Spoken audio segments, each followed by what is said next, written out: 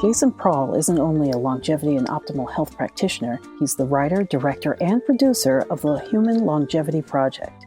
We'll talk about why Cuba should be the next blue zone, despite the fact that Cubans eat a diet high in pork fat. You can watch his film for free starting May 7th. Go to nutritionheretic.com/long life to sign up. Jason Prall is coming up next on the Nutrition Heretic podcast. Meet Gina. Gina wanted to lose weight, so she spent 2 years fasting, detoxing, and dabbling with vegan diets while practicing a shit ton of yoga to lose 25 pounds. But it took so long that nobody noticed. Then, Gina started Frenching her food by eating fatty cheeses, butter, sausages, and red meat, and lost 15 more pounds in only 2 months. Everybody noticed this time. Frenching your food unlocks the riddle of weight loss that skinny French chicks use to slim down, look young, and live longer despite doing everything wrong. Be like Gina. Start Frenching your food today by visiting nutritionheretic.com/Frenching.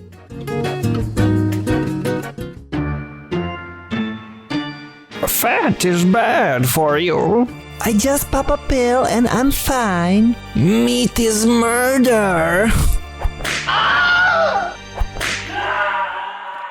It's time for bad food punishment. It's time for real nourishment. It's time for the Nutrition Heretic. The following program is provided as information only and may not be construed as medical or health advice. It is not intended to diagnose, treat, or cure any disease. No action or inaction should be taken solely on the basis of the information provided here. Please consult with a licensed healthcare professional or doctor on any matter relating to your health and well-being.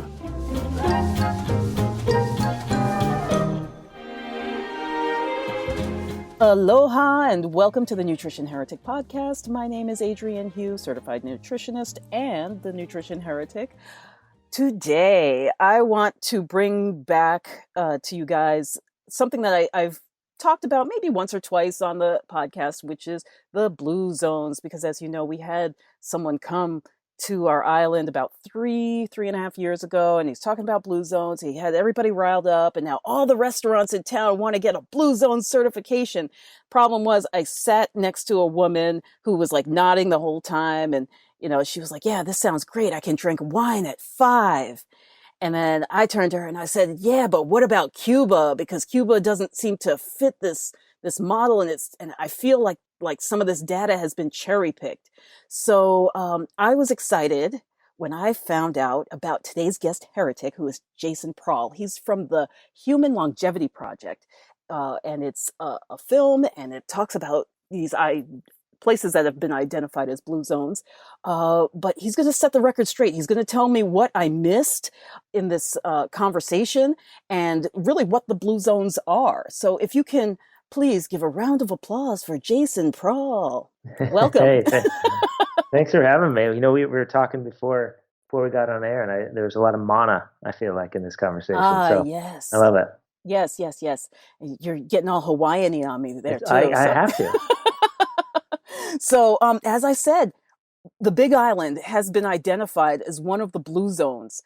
Specifically, I believe it's specifically Waimea, where I live, and Hilo, which is on the east side of the island.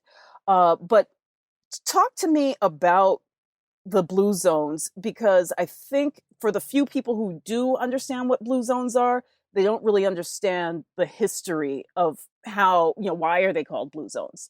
Yeah, I mean, it's a fascinating concept, and there's been sort of a lot of work done over the last 40 years or so on this idea. And I think the crux of this is we're starting to see our health decline, where we see certain pockets around the planet where people seem to be healthy and living into their 90s and 100s without disease. And so I think the question's always been why. What's going on in these regions?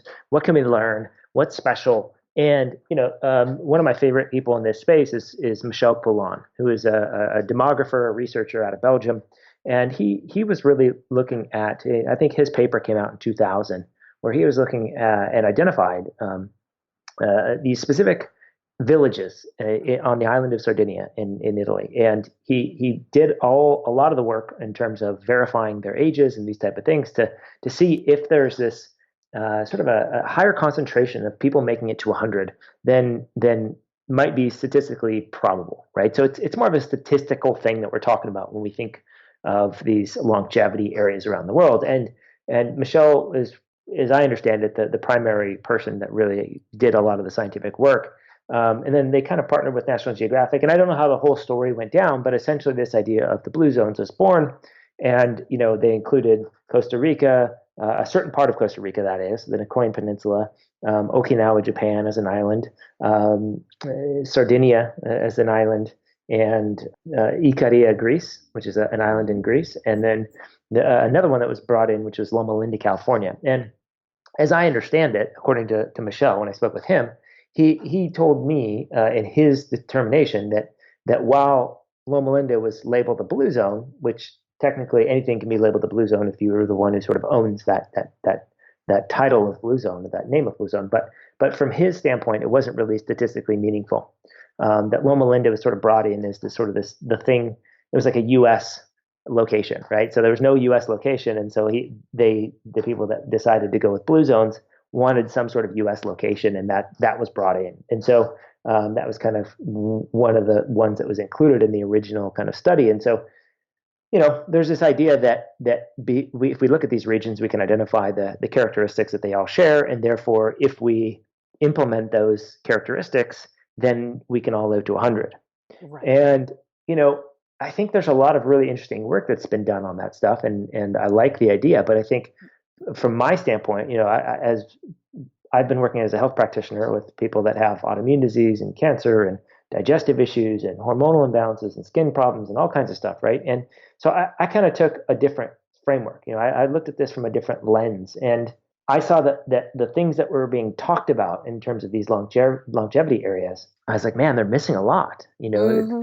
There's so many things that they're not talking about, and we have to look at this from a new perspective because the world is changing. So we can't look at those areas and pretend to think that that they've been fully flushed out, these ideas, and B, even if they had been, the world's changing so fast. So how can we possibly apply those things to us? Because here's the crux of the matter. If you talk to a 100-year-old person in Costa Rica today, that means they were born in 1918. Right. Right? And so by the time they were 50, that would be 1968. In 1968, there was no electricity in the Nicoyan Peninsula in Costa Rica. So they lived 50 years of their life without electricity. Right. That's a little bit different of a life than the one you and I are leading today. Right. So how can we possibly compare their lifestyle, their characteristics, their traits to ours? So I think we have to take a historical look at this before we can even open the discussion into the reality of the situation that is leading to good health and long life in these areas around the world. Right. Well, I got to tell you, nobody was more surprised than me when I sat in the audience and, for this Blue Zones presentation and Loma Linda showed up. I was like, somewhere in the U.S., like we have people in the U.S., like in a cluster of 100-year-old people. Right. That doesn't seem right. And, when I looked at the synopsis through that lens, I'm thinking, yeah, I'm not sure, like, to say something like, in Ikaria or, somewhere in Greece or Italy or the United States, they don't drink milk. And, that's like one of the things that we were told to take home with us. Right. Well, they sure as hell weren't drinking rice milk. They weren't drinking, they're not, and not to mention that just because they're not drinking milk doesn't mean that they're not consuming dairy products, right? We know that throughout Greece, throughout Italy, including the islands, these like sheep milk and goat milk cheeses are very popular. And, there's in many parts of Greece, I know that they take the fat from the goat milk and they actually stir it into this kind of it's almost like a condensed milk sauce that they make. It's not sweet, but it's just condensed the hell down like maple syrup is, right? Yeah. And yeah. Sorry, go ahead. No. I was just gonna say. So when I hear somebody use, kind of, this is another thing that they had in common. They just don't drink milk. That's a little too much of an easy answer. Yeah. Because even though I haven't been to these specific places labeled blue zones, I've been to enough of the world that I can say, Well, yeah, they may not drink milk. Doesn't mean they're not getting milk protein. Right. Well, I can tell you this. So I've been to all the places that have been labeled a blue zone. Okay. I've been there. I've spoken with these people. I've toured around these villages and gotten a sense for their lifestyles. And I can tell you that they all consumed animal products. So if anybody tries to tell you that they are vegetarian or vegan now and or were a vegetarian or vegan back in the day, it's completely false. Right. It's absolute nonsense. In fact, that's ridiculous to think so because Sardinia, for example, the two villages, the primary village regions called Oleastra and Villagrande, these are mountainous villages. Okay, most of the men in these villages that have really good, it's the men actually that have really good longevity in Sardinia. Women do too, but men have particularly great longevity compared to the rest of the world. Is that because the women are doing all the work? No, but it actually is true that women do a lot of the work in a lot of these places. But in Villagrande in particular, and in Oleasta in the mountainous regions of Sardinia, a lot of the men were shepherds. So they were actually walking, 30, 40 kilometers per day with their herds of sheep. And so, sheep milk was a huge component. Pecorino cheese. This was a big thing for them. And a lot of the things that they would do, they would take the cheese, they would walk 30 to 40 kilometers down the mountain to the sea, drop it off, trade it for fish, bring the fish back up to the village. So, I mean, to think that they weren't eating meat or cheese or dairy or anything like this is complete nonsense. Now, a lot of them weren't eating or drinking cow's milk, but again, we have to take a historical context here. If let's think about Costa Rica just as an easy example here for us in the U.S. If you're living in Costa Rica in 1960, okay, in a village, a small area, you're basically responsible for your own food, right? There's no electricity, it means there's no refrigeration, there's no freezers, there's no transport of food. Basically what you eat is what is around you. So you're eating fruits off trees, which are wild. You're eating wild greens and these type of things that are all around you. You're eating wild tubers, perhaps, if you can find those, and you're growing your own foods. So this means that you will be making decisions about your diet based on your geography, right? Meaning the Costa Rican geography, the season. So when it's papaya season, they eat lots of papayas. When it's mango season, they eat lots of mangoes, right? You're in Hawaii, you understand this. You have a wet and dry season, right? Like that's kind of how it works. And the fruits change, right? So even though it's like 90 degrees, like all year round, essentially, you still have a wet and dry season, which means the fruits change, right? So you have alterations in the food, and if you were living on the island, on any of the Hawaiian islands, before electricity was around, you would be guided by the seasonal aspects of food. So if you were living in a natural way like that, would you be planting? Let's say you were going to plant some food. Would you be planting, lettuce and kale and chard and spinach? Not really. That's kind of silly, right? It doesn't fill you up, right? Like how many salads you have to eat versus how much work are you doing? Yes, right? exactly. What would you plant? You would probably plant things that have, complex carbohydrates, beans, taro, rice, corn. These are the things that were in Costa Rica, and you're absolutely right. In Hawaii, there's lots of taro, right? You have plantains, I think, probably. You plantains. Yeah, we have plantains, and they're not as popular as just regular eating bananas, but okay. But you have those. They're same, just starchy kind of. These type of things. Yeah, I was gonna say, what we have, and this is, the whole like Captain Bligh thing is ulu, which is breadfruit.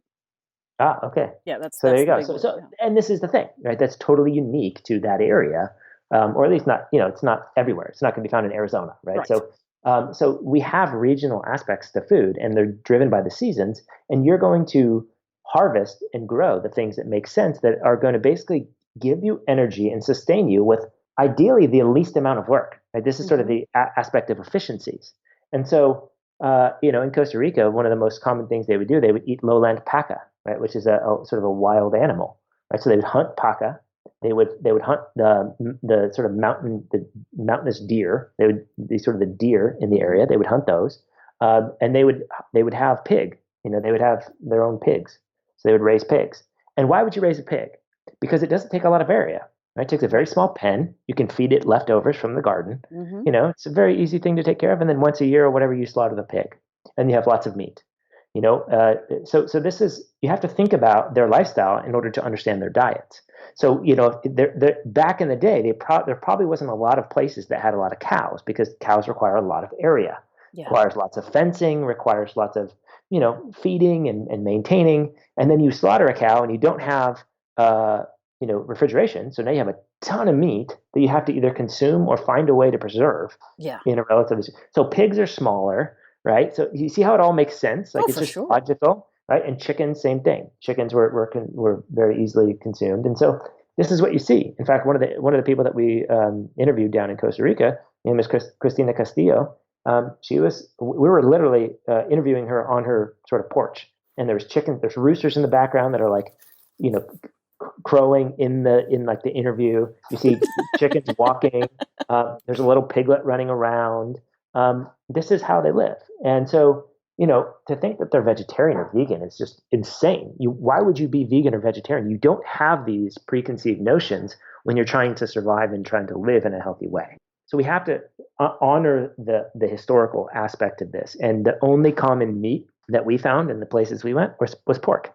That was the common meat. Right. And that's what brought me to Cuba because, I'm watching this presentation and I'm thinking to myself, why isn't he talking about Cuba? Because don't they have like more centenarians per capita than anywhere in the world right now? and, Yeah, and, and I and, think and they eat in a the lot of show, pork. They're like, well, we can't figure it out. They smoke cigars, drink, and eat pork and peanuts all day. What's going on?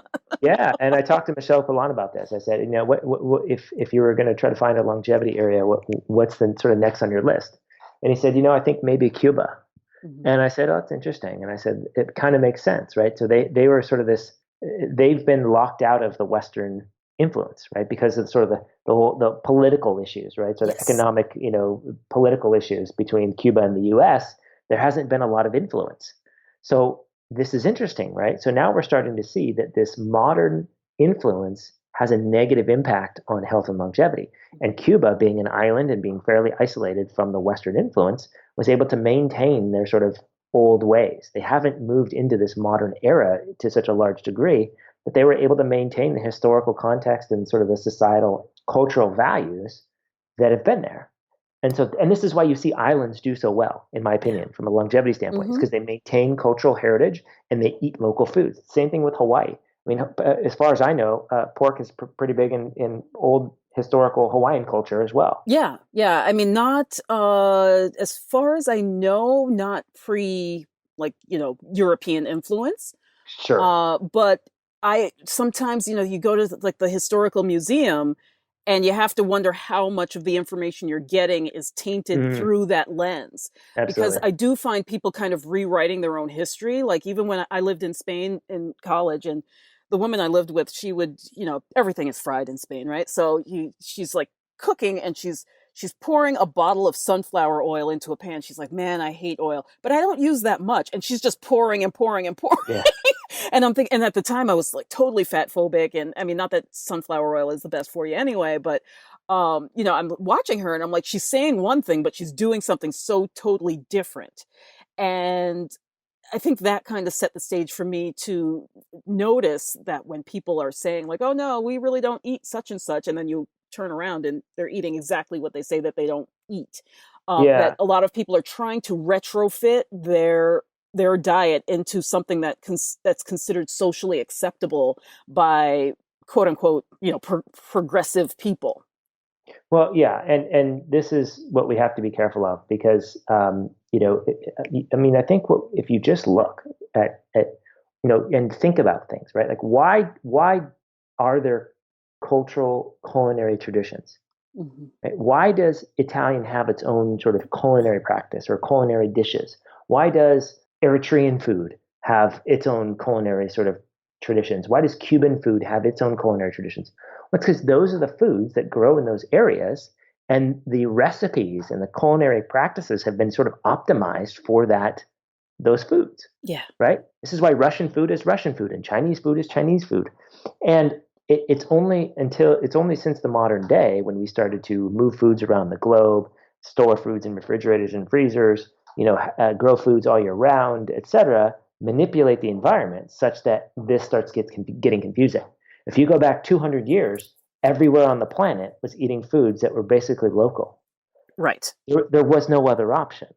So we have to remember that for most of most of human history, we were eating foods in the natural way, and there was no debate about vegan or vegetarianism or keto or paleo or Hmm. whatever, because you wouldn't have a dogma. You would just eat the foods that were around you that were part of your culinary cultural tradition. Right. And the reason that they're tradition is because those are the foods that tended to optimize or keep you healthy. Yeah. So it's not like people are going to make stupid decisions and then find ill health and like, oh, well, that's what, we're doing because we decide somebody wrote a book, right? So, um, But you know, that's where we find ourselves today, isn't it? and that's where we're at. Well, and it's because we've lost touch. So Yeah, this is the thing. absolutely. So Yeah. how do we regain this? We have to get back in touch with the seasons. We have to get back in touch with nature. We have to get back in touch with gardening. And it's really interesting. If you go garden, if you just plant a little garden, it doesn't have to be much. Just a little planter box. It can be a little like half whiskey barrel. Just something. And you start to plant something. All of a sudden you start to get a feel for understanding nature, Yeah. right? I mean, even it can be something as simple as carrots, right? Watch how long it takes a carrot to grow. All of a sudden you have a different appreciation for that carrot. You're not going to Hmm. throw it away because you know that it took 3 months to grow. Right. You start to see, okay, I can't plant this then at this time of year. I have to plant it at this time of year. Oh, I waited too long to pull it, or I picked it too soon, or I overwatered, or I did whatever. You start to get a feel for this stuff, and you just see this sort of cycle of nature. And I think we've just lost touch with that so much Right. that we are now confused on what do I do? Do I eat coconut oil? I read this, research paper that said coconut oil is good. It's like, well, I mean, my ancestral heritage from like Northern Europe. I don't know how many coconuts they had, in Right. Germany and France and the UK. Right. Right. Right. So I think we have to have a historical context of our heritage, but Hmm. also in our current state, in our current region of environments, like and even if in places that were growing coconut, or palm oil, would they really be downing modified coconut oils Yes. in massive amounts, or were they eating the coconut?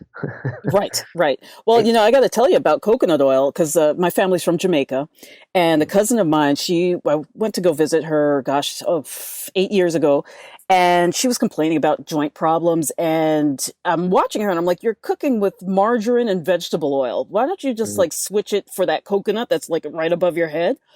And so she was like, wow, my American cousin wants the coconut oil. So she like made a bunch and sent it to me. And then she also, started making it for herself. And she sent me a message about a month later and she said, you realize that all of my joint pain is gone?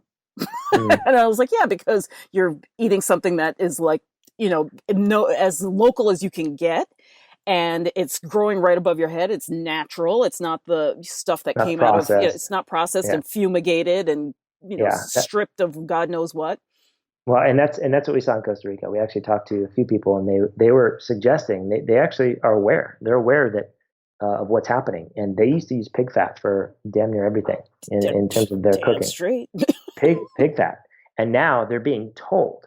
The culture is now telling them, or let's say the health people or whoever is telling them to switch over to other plant oils. Hmm. And they're like, I don't understand. It doesn't make any sense to me why, the chicharrones, right? This is sort of Oh, about yeah. fried pork, right? And so they're like, I don't understand.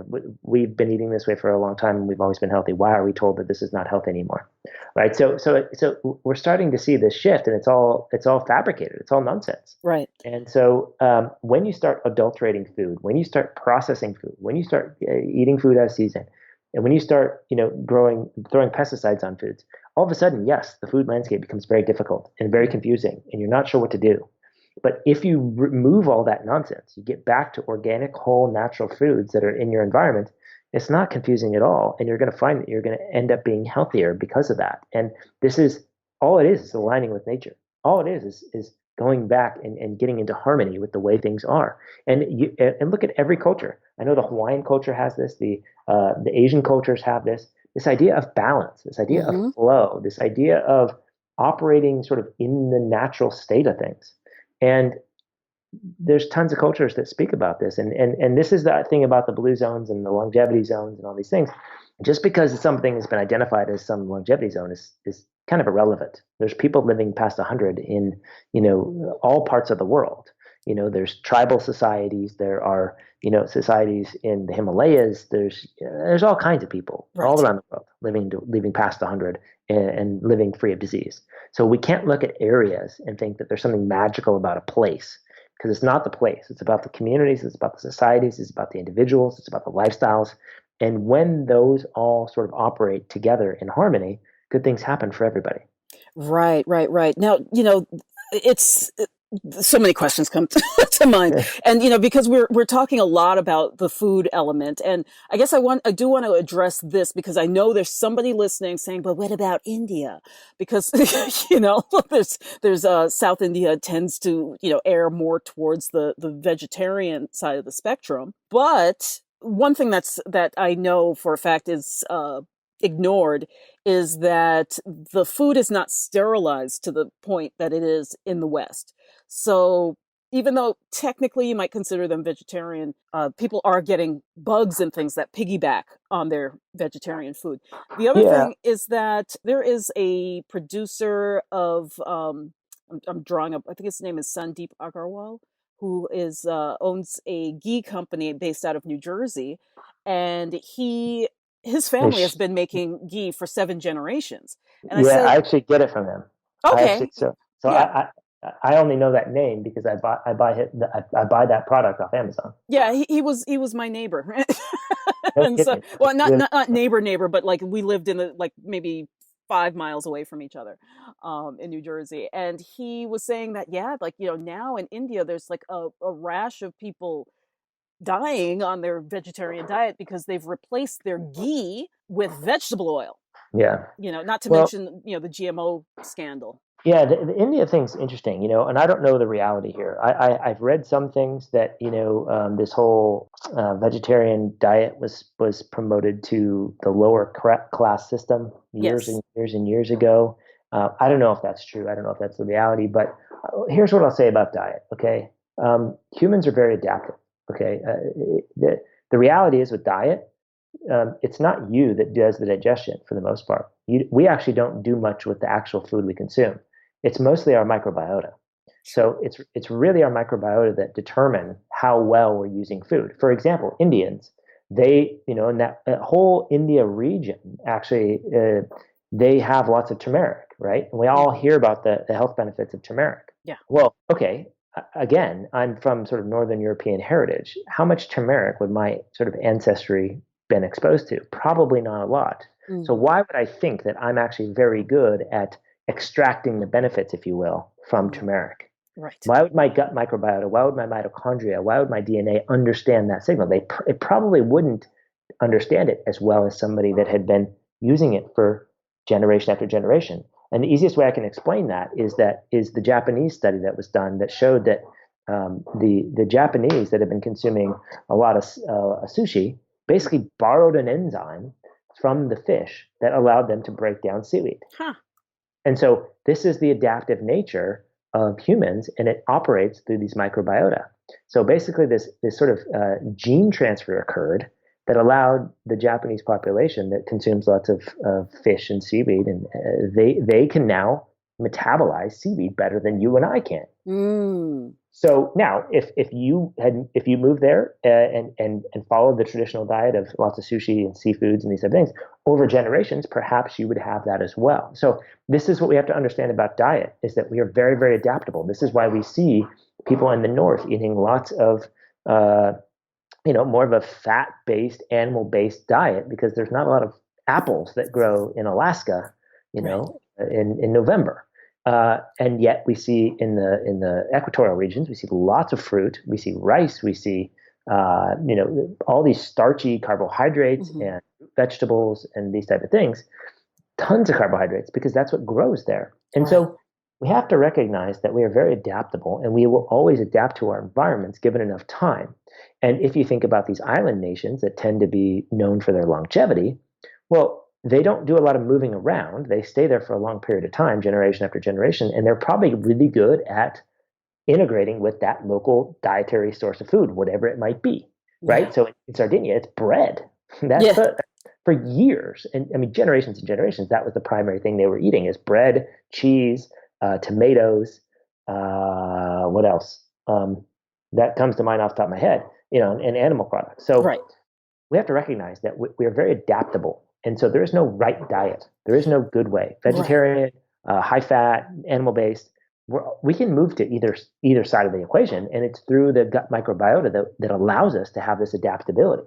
Right. And I also think that our adaptability is greatly influenced by something you touched on before, which is just the seasons.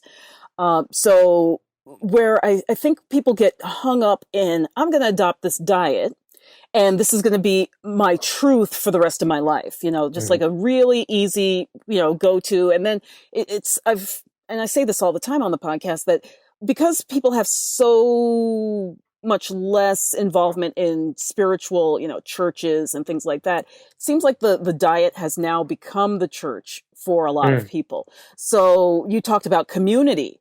People are building these kind of echo chambers of community through a diet that they can identify and point a finger to and say, I am this. It used to be, I am Catholic or I am Jewish. And now it's like, I am vegan, I am paleo, and then we surround ourselves by people who believe that. But unfortunately, we leave the church and we lose our community too often. Yeah. Yeah. And there's a lot to unpack there because, at the end of the day, I think we're losing our identity and we're losing our meaning. And so I think we're searching for meaning and identity and community in the wrong places. And we identify ourselves. And we identify ourselves with our diseases, right? Oh, I'm Hashimoto's or I'm autoimmune, whatever, right? And so it's like, whoa, we're identifying with the problem that we're experiencing. And so I think that is a problem. And if you get caught up, if you find yourself being sort of dogmatic about a diet or a way of eating, I think, the best thing you can do is sort of let go of that because it's not serving you and it's not reality. There's nothing on paper that matches your true biology, right? So let's just take autoimmune paleo. This is a very sort of popular diet for those suffering from autoimmune disease and a lot of inflammation. Well, it's complete nonsense. It doesn't make any sense actually in reality. And there's nothing that you can put in a book that's going to say, okay, this one's good for Sally and this one's good for Mike because it's autoimmune paleo. Well, Sally and Mike are very different people. Yeah.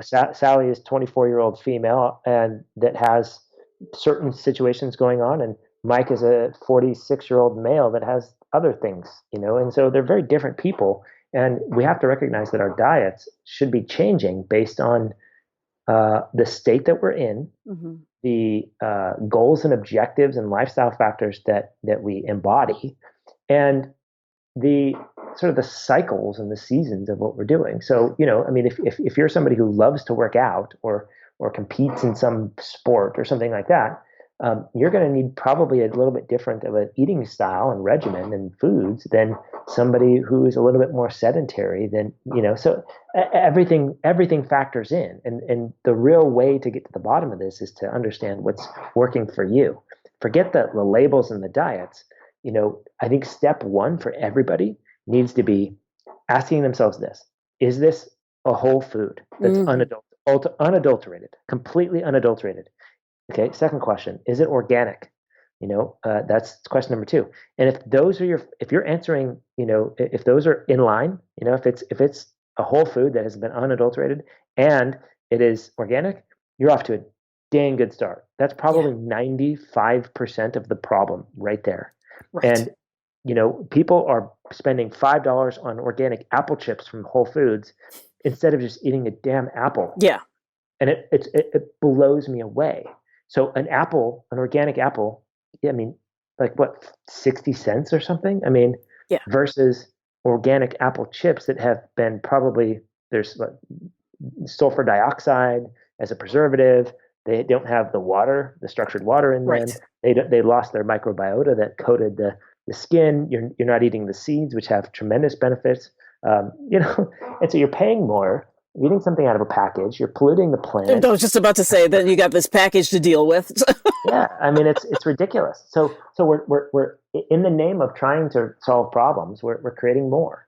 And all we have to do is go back to eating real foods. I don't care if it's sweet potatoes or white potatoes or taro or meats or whatever. Like if we just go back to eating real food, then and it's organic and natural, I mean, you're solving most of the problem. But most Right. people are not willing to do that. They want to subscribe to a diet, they want a recipe guide, and they want to buy packaged food that has some protein bar and the label says it's all organic or it's all plant based. And Right. it's just Oh, not reality. I can have chocolate too. Right.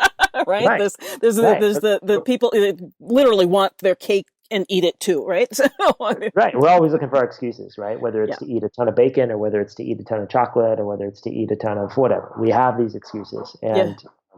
And unfortunately, our palates are changing because of this. It's just a big problem. And if we just go back to eating real, organic, normal foods again, it just doesn't get confusing anymore.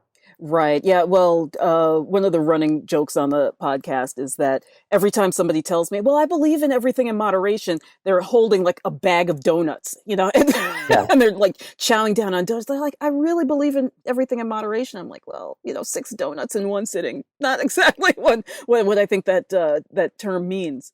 Yeah. Well, I find it funny that we're demonizing corn, for example, Yeah. and, we eat an organic cricket bar with all kinds of weird processed stuff in it. Yes.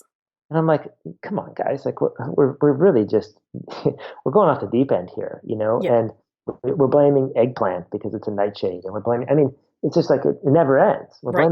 We're always blaming something. We're blaming fruits, But I mean, it's just like it's insane. Gluten and eggs and dairy and corn and soy and all these things. Look, if we're eating organic, real, natural, normal foods in their whole form, none of them are a problem for Right. most of us, as long as we are in a state of somewhat decent health. Yeah. I Well, mean, I remember years ago, we went to one of these kind of like old timey, not colonial Williamsburg, but little old timey village somewhere in the Northeast. And my mom was there, and my daughter was my older girl was about 3 years old, and so we stopped in a place to get something to eat, and like all they had was processed, except for a container of strawberries, and it mm, wasn't organic. And my mom turns to me, she's like, "You better not buy that because organic if strawberries aren't organic, they're going to kill you." Basically is what she's like. yeah, Your sister's friend told me this, and I said to her, "Mom, it's the only real food actually in here." right. I'd rather just wash it off, bless it, and eat that, and give my kid that than to give her a box of Captain Crunch or Something whatever. processed. Yeah, something totally Yeah, not even food, let alone organic, for crying out right, loud. right. And unfortunately, the organic label is sort of kind of a whitewash thing at this point anyway. It's not to say that we shouldn't do it, but it's not as good as I think we'd all hope or we'd all think it should be. And so yeah, I totally agree. I mean, the thing is you're totally spot on in my opinion, because you can take something that's, let's say it's actually 100% organic and it's real. There's no pesticides. Right. Let's just assume that was a thing. As soon as you start processing something, meaning that you pressurize it, you heat it, you adulterate it in any way, you're changing the protein structures. You're changing the carbohydrate structures. You're changing the food itself. And again, take an apple chip.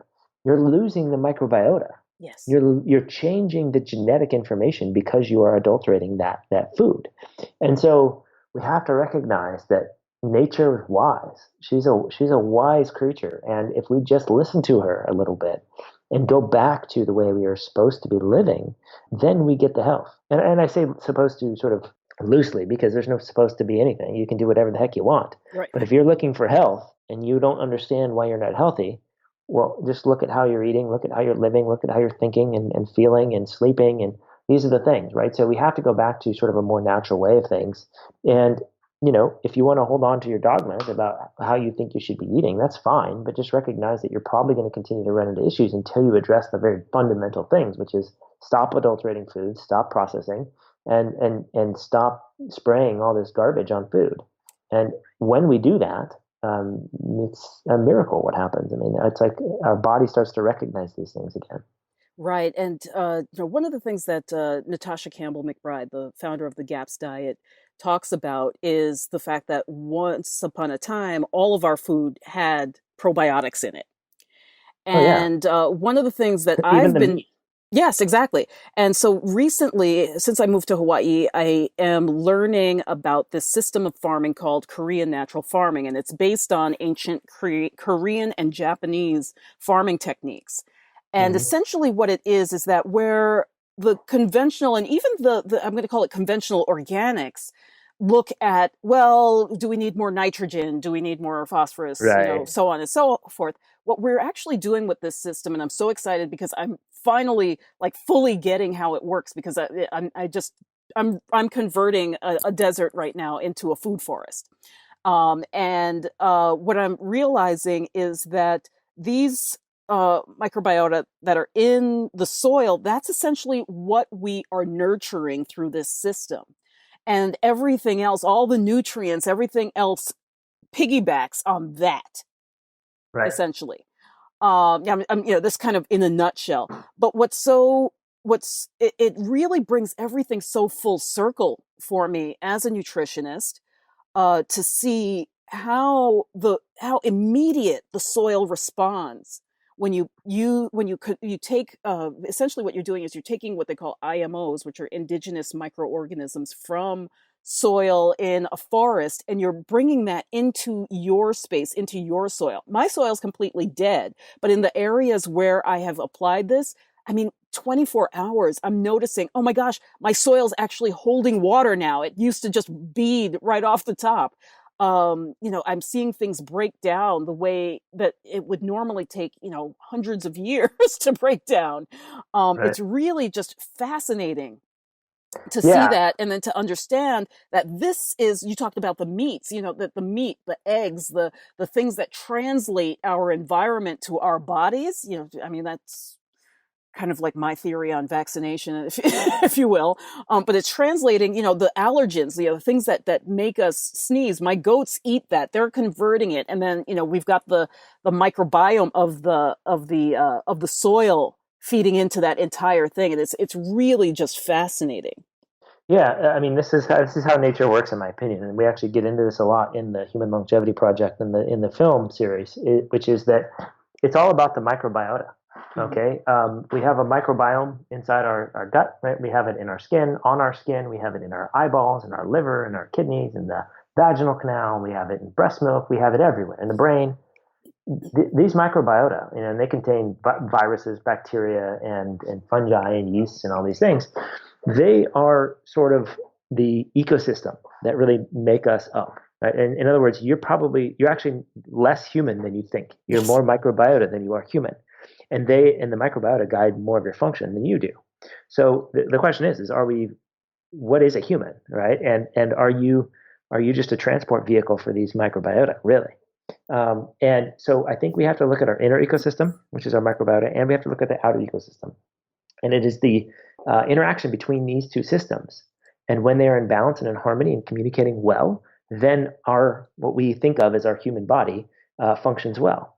And Mm-hmm. so this is the interesting thing: is that if you look at health and longevity and these type of things, and not from a self-centered standpoint, not from an egocentric standpoint, but from a egoless standpoint. In other words, can I take care of the external environment and the internal environment? Let's take care of my microbiota. Let's take care of the outer environment. Mm-hmm. And if I do that, then I get the health, Right. right? So it changes. It kind of flips the whole thing on its head. And you mentioned the microbiota in the soil. I think this is what we're missing.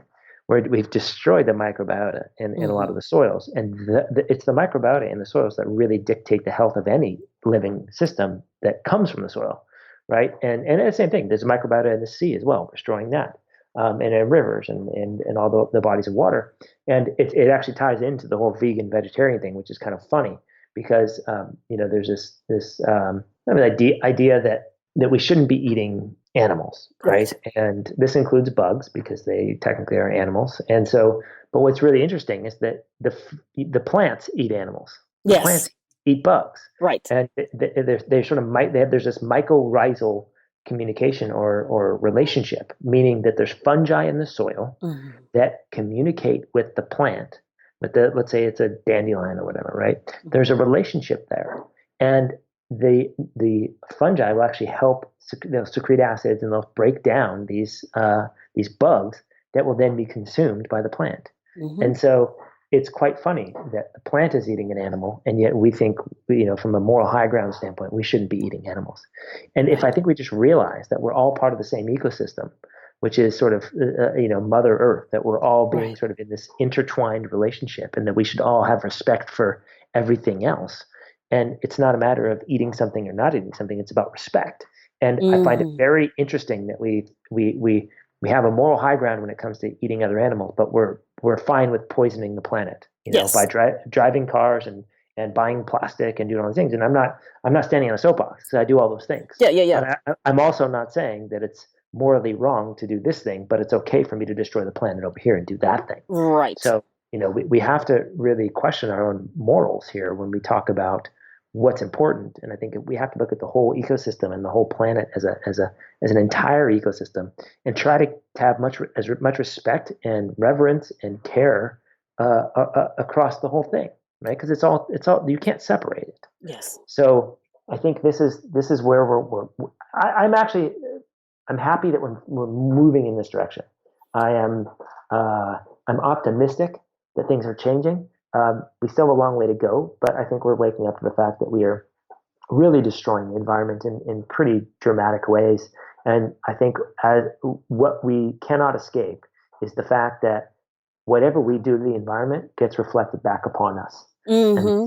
this is why we're seeing infertility. This is why we're seeing disease. This is why we're seeing cancer. This is why we're seeing Alzheimer's.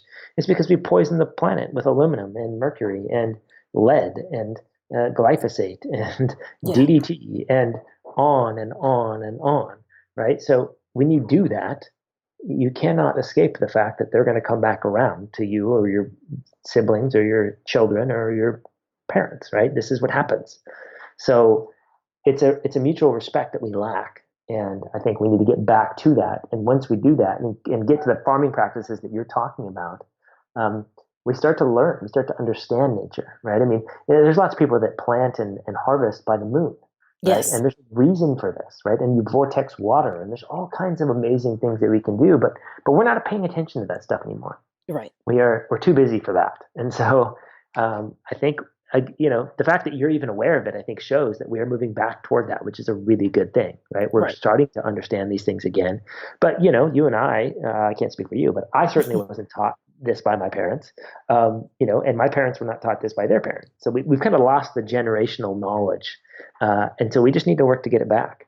No, I think that's happening. Yeah. Yeah, you were talking about parents, and while it's interesting because my mom, both my parents were born in Jamaica back in the 30s, and my mom, she was a registered nurse, so I grew up in many ways surrounded by that paradigm, that ideal of modern medicine is going to solve all of our problems. And I remember, like sitting in the doctor's office and reading the food pyramid, which I remember reading that thing back in the 70s, but they try to act like it only came out in the 80s. So were you raised in Jamaica at all, or do you no, remember? I was born and raised in New Oh, York. dang. But my Oh, but man. my parents, it's interesting because when I got my CN, certified nutrition degree, I would tell my mom stuff, and she was like, "Yeah, we used to do this stuff back in Jamaica." Like, and then I was going to say, yeah, that would yes, be really fascinating to hear your mother or her mother's or your grandparents, to hear how they lived, because I guarantee you, it was so different. oh, for sure. Hey, I remember 3 years old being in Jamaica with my family, and everybody's sitting around the TV, and I'm like, why is everybody sitting around the TV? And they're like, we just got TV.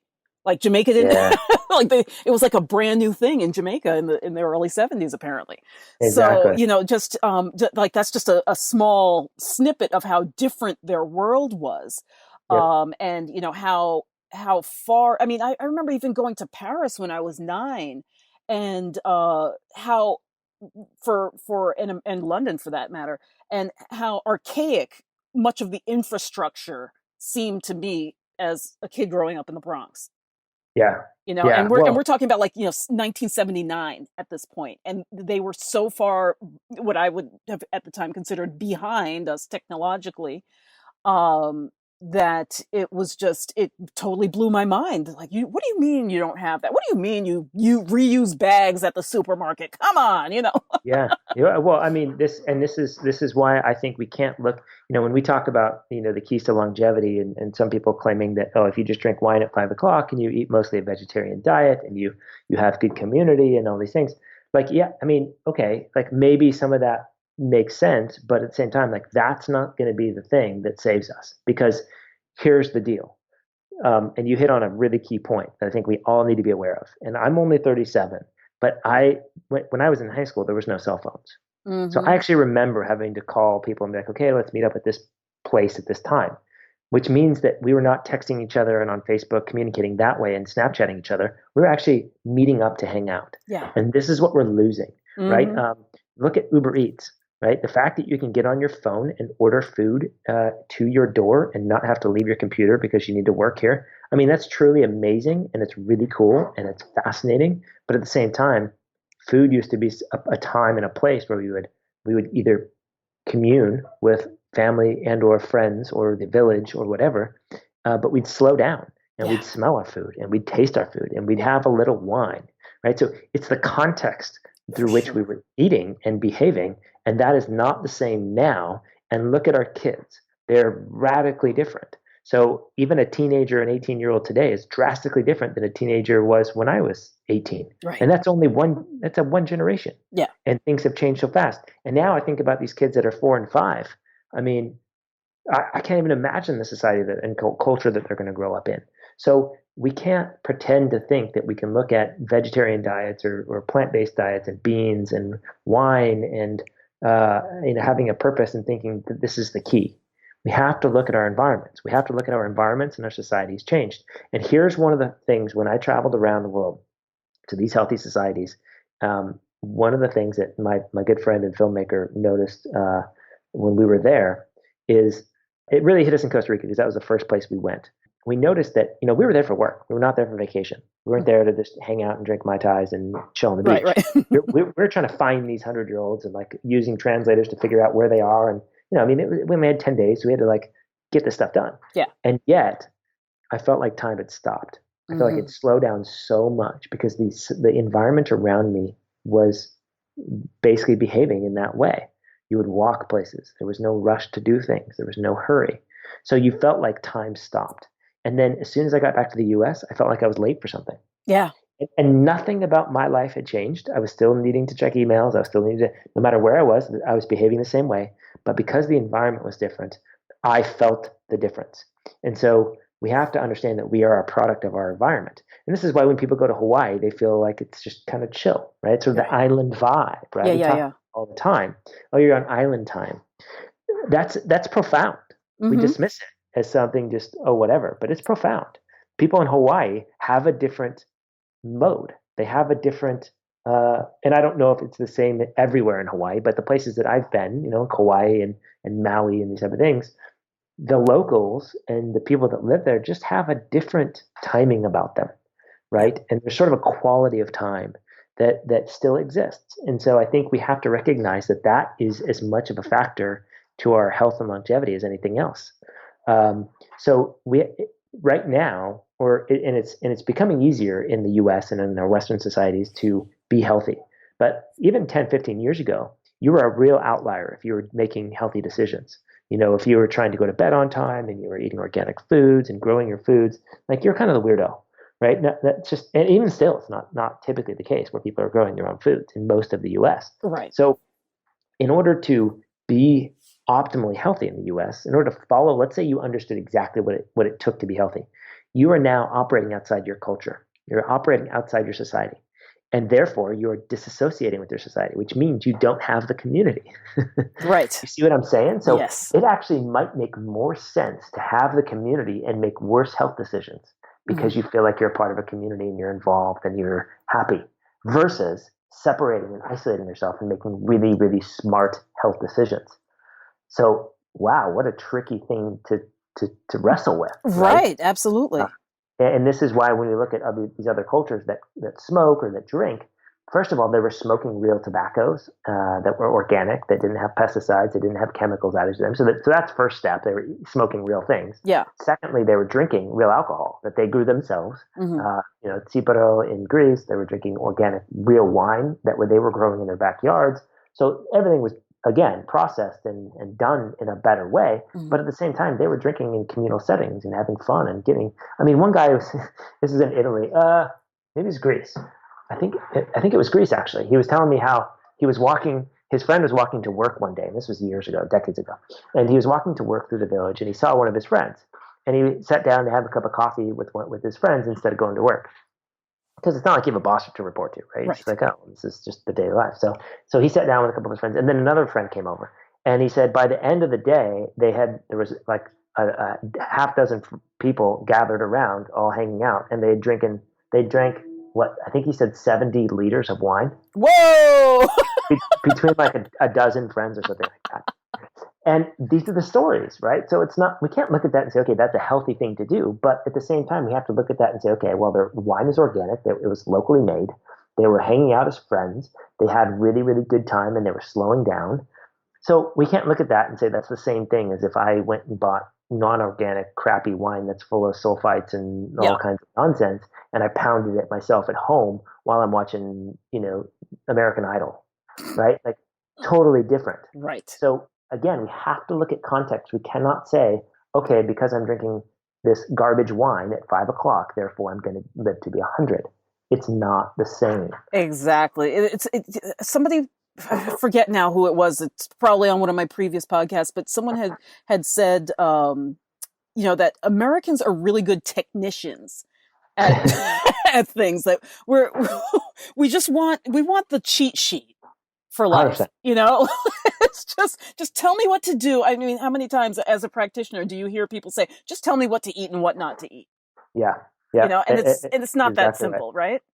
It's not, but at the same time, it almost is, right? So right. And here's what we want the wrong things. We want the quick answer, and the answer is eat organic food that grows near you according to the season. There's your answer. That's how your diet is, right? It's as simple as that. Mm-hmm. And people don't want that answer because it's inconvenient, and so we want the convenient answer, and that we decide what's convenient and what's not. That's really what I think we look for.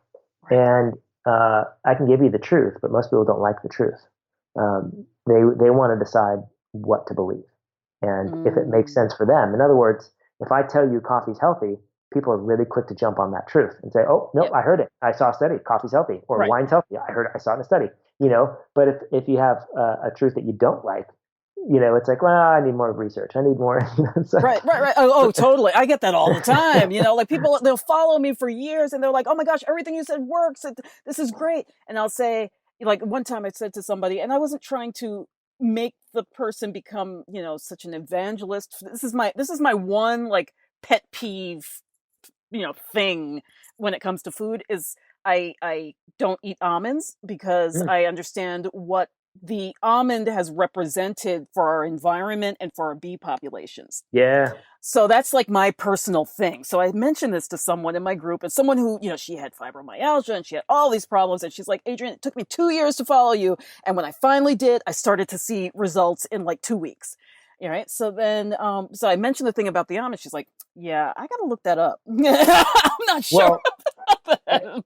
And I totally agree with you on that, by the way. I mean, they suck up so much water, and it's a really destructive monocrop that we've created. Yes. But let's go back to an evolutionary biology framework. Mm-hmm. If you were trotting around a local area, let's say you were in California where almonds might grow, would you go climb a tree or pick the nuts off the ground and pick up 100 of them, crack them all open, compile them, go heat them up in the sun, and then consume 150 almonds or press them into an almond milk? I mean, that's insanity. Exactly. Right? No, you would not do that. So the way that we're consuming almonds and almond milk has no historical basis in reality. Mm-hmm. So we have no reason to think that would be a good thing.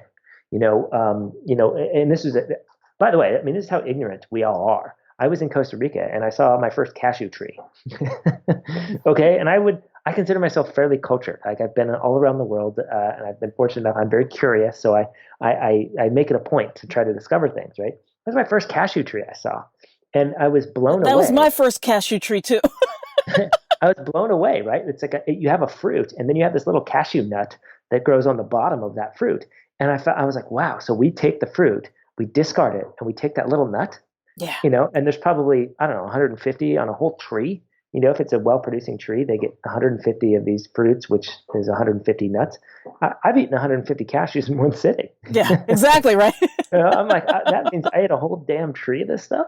Hmm. And the people in Costa Rica, they told me that they would have cashew fruit juice. They would have cashew fruits. Mm, So they would eat the cashew fruits and they would have cashew fruit juice. And they said, oh, it's amazing. I'm like, wow. So what about the nuts? I'm like, oh yeah, well, whatever. But we had the cashew fruit. that's So hilarious. we've taken everything out of context, and we don't know how to operate in the real world because we have industrialization and we have farming practices that are not normal, and we have refrigeration and transport and all these things. So we have to go back and take an evolutionary look at things and reset our idea of what we think it means, and ask ourselves, would any population in the past ever have done this in all likelihood? Who would have created hemp milk or coconut milk Right. or cashew milk or almond milk or rice milk? Probably not a lot of populations, if any. So Right. if they're not doing that, then why would we think that that's a good thing? And yet the irony is that when we look at something like cow milk or goat milk or sheep milk or camel milk, or Right. Oh, we're not supposed to consume that. Come on. right, but yet there's massive historical context for that. So, Absolutely. and again, I'm not saying that we should. Well, I'm not saying that we should accept all milks, because we've really screwed that up. The milk that we Yes. produce now is very different. It's pasteurized. It's all kinds of problems with it. So again, it's all about the quality. And I think there are large parts of the population that actually don't do well with dairy milk, Yeah. cow milk, and that's okay. And so it's not a matter of me saying cow milk's good, therefore you should be drinking it. And it's not to say that we're the only species that drinks another species' milk. I mean, this is ridiculous. Doesn't matter. We are adaptive, and we can eat damn near anything. Yeah. So that's the first thing. And again, we have to look at what is the reality. And the reality is that there's been lots of populations that drink all kinds of different milks. And I think we just have to accept the fact that there are all kinds of cultures that do all kinds of different things, and it's okay. Yes. There's no bad, there's no good. There is just what is working for me right now. And does this have a historical context? Is it aligned with how nature operates? And if so, we're on a good track. Then we can sort of make these nuanced decisions. But buying, an almond milk in a box from a store and thinking that that's a better thing than drinking organic raw sheep milk doesn't make a whole lot of sense on any level. So Yeah. Well, we're just asking questions. I've got a goat that I milk every afternoon, and the cats come around every afternoon to get some of that milk, because you squirt off the first one just to make sure there's no mastitis or anything going funky with the milk, and then I put it in the bowl, and they come around, like, they, even before it gets there, they see me walk near the stand, and they're like, yeah, oh yeah, they're like totally all over it. So we're not the only mammal that likes to consume milk, right? Of course not. And why do we do cheese, right? Yeah. Well, cheese is a fermented product that we can carry around with us. Right. That's why we do bread. Bread is the same way. We could carry bread miles with us without it going bad for weeks. Right. There's not a lot of foods that we can do that with. So humans are adaptive, and we created ways to feed ourselves if we were traveling great distances, or we were going through periods without food. This is where fermented cabbage came from. This is where all the fermented foods, all the meat products that were preserved with sea salt and drying out in the sun. We've created pickles, all these amazing, cool ways to preserve food through times of famine, through times of travel. And this is where milk comes into play too, because we can take our goat with us and continue to drink milk as we travel across distances. So there's reasons that we have these things, and if it doesn't work for you right now, that's okay too. So again, I think we have to stop blaming everything, stop blaming the food, stop blaming each other, and just chill out, and go back to eating what works for us. But at the end of the day, I think where we can unequivocally say that we should focus is on tons of fruits and vegetables and plant matter. Right. Taro root, fantastic. Plantains, bananas, fruits and vegetables of all kinds. White potatoes, sweet potatoes, sunchokes, carrots and parsnips, and I mean on and on and on. Right? These are Yeah. all really healthy foods that feed our microbiota, and that's really what we should be focusing on: is how do we feed the microbiota within us that carries out 90% of our function. Yes. Absolutely, absolutely, and a lot of the foods that you mentioned are also prebiotic. So, And that's the point, you right? So know, they're feeding the microbiota, right, and it goes back to your soil example, right? You don't look at the soil, okay, this one needs more nitrogen, this one needs more potassium, this type of thing. That's a silly way of looking at soil science. right. Instead, how do we create this ecosystem in the soil that has the right pH, that has the right organisms that can coexist together, and if we do that, then the plant that grows out of the soil is healthy. It's the same thing with the human. How do we create a healthy microbial community within us? And that will then keep us healthy as the human. Right. And, what a lot of people don't realize is that the roots of a plant is actually the mouth. Mm-hmm. So if you think about, cultivating these microorganisms in the soil, you're feeding that directly into the mouth of the plant. Not only do the plants love it, but all of my animals will roll around whenever I open a pile of the stuff, because I make it and it heats up. Like if you don't turn it, it will like turn to ammonia. It's so potent and it's so rapid acting that the animals, they just come and they just bathe in it. They roll around. The chickens are eating it. Like, I mean, it's nuts to watch their instincts take over.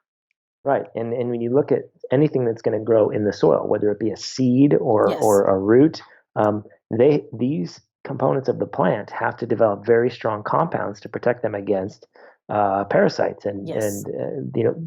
bacteria and mold and all these things, right? So in order to protect themselves against these pathogens, they have to produce these plant compounds. Well, these, you can call it the plant's immune system, right? That's a good way to think about it, right? So in garlic, that's the allicin, right? That's the bit that spice that garlic provides. That's the immune system of garlic, right? Of the garlic bulb. And so if we think about the immune system of the plant, and usually it's in form of colors or phytochemicals or these type of things, that immune system of the plant, when we eat it, that has genetic information that confers that knowledge to our microbiota. So if we have parasites or we've got an overgrowth of yeast or fungus or various bacterial species within us, that plant's immune system will then help us out in our internal microbiota to come back into balance. And it will impart that genetic information to our microbiota. So literally, we are stealing the plant's immune system by ingesting it and imparting that wisdom or that knowledge into our bodies. Mm-hmm. This is a beautiful system. Right. But when you use glyphosate and you use these pesticides and these herbicides and these fungicides that are killing the immune system of the plant, because the immune system of the plant doesn't have to develop, right? Because these herbicides and fungicides are killing all the organisms, the pests in the soil. So if there's no pests, the plant doesn't need an immune system, right? So the immune system of the plant becomes weak, which means when we eat that plant, we don't get the information because it's not there. So this is the problem. So this is why the colors and the phytochemicals are so important for us, because they act as actual stressors to our body. And our body says, "Ooh, that's a plant chemical stressor. Therefore, we need to upregulate this gene, or we need to turn on this, or we need to do that." So it's this little hormetic stress, this plant chemical hormesis that happens, and that's part of where we get our benefits. So we have to go back to this, So when you have somebody telling you that there's a plant toxin that you need to avoid, I call BS on that. Right. Everything is a plant toxin. Exactly. Everything that passes your lips, and really in the environment in general, it has a plus and a minus. So I really love the fact that before you said it's not about good and what's bad. It's just things just are sometimes. We don't have to put that value judgment on it, right? No, and we've learned, this is the thing, so the plants in their environment have learned to exist and develop mechanisms to exist in that environment, right? An apple, for example, or an orange has figured out a way to live in that environment such that it won't get disease. It won't get consumed by pests. So it's figured out which molecules to produce, which phytochemicals and which acids and all these things and colors to produce such that it can survive in that environment. So in other words, life is always adapting to fit the environment. Same thing with humans and other animal species. We've figured out ways to coexist with these plant toxins, right? I mean, if you look at onion, right? I mean, there's tons of plant toxins in onion or garlic or whatever. Those are really strong plant toxins. Ginger root, right? I mean, ginger is really strong, or wasabi, right? I mean, these are really strong chemical compounds that are within foods that we can taste. Yeah. And yet, our microorganisms that are within us and our mitochondria and our DNA have experienced these long enough throughout evolutionary history that we've learned how to adapt to them and with them to coexist. So this is how we coexist with these things, is that our species and our microbiota have been exposed to these things over so many years that we now understand how to live with them and in harmony with them. So there are plants out there that will kill us, if we eat them raw or whatever. Yeah. So what that shows us is that we have not developed the ability to adapt to those yet. Mm-hmm. Now, the way that the biology works and human evolution works and all sort of evolutionary biology works is that it's just an adaptive evolution. That's all it is. So over time, we would adapt. And I actually somewhat think that even all these toxins in our environment, given enough time, our species will adapt to them. Right. Whether it's a good thing or not, I don't know. One example of this is hemochromatosis, right? We consider this a disease, of excess iron storage. Right. But really, hemochromatosis was a genetic adaptation that allowed people to survive the plague. Yes. So what a cool thing, right? Our genome adapts to survive plagues. It's like, holy smokes. Well, that's malaria as well. So, exactly. And sickle cell anemia.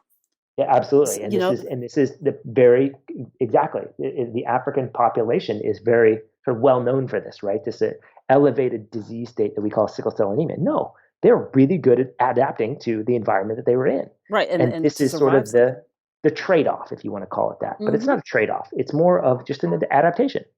And so we see this with actually the African population is really cool right now. When you look at a lot of these, what we would call diseases, these infectious diseases, there's people, and HIV is swept through Africa.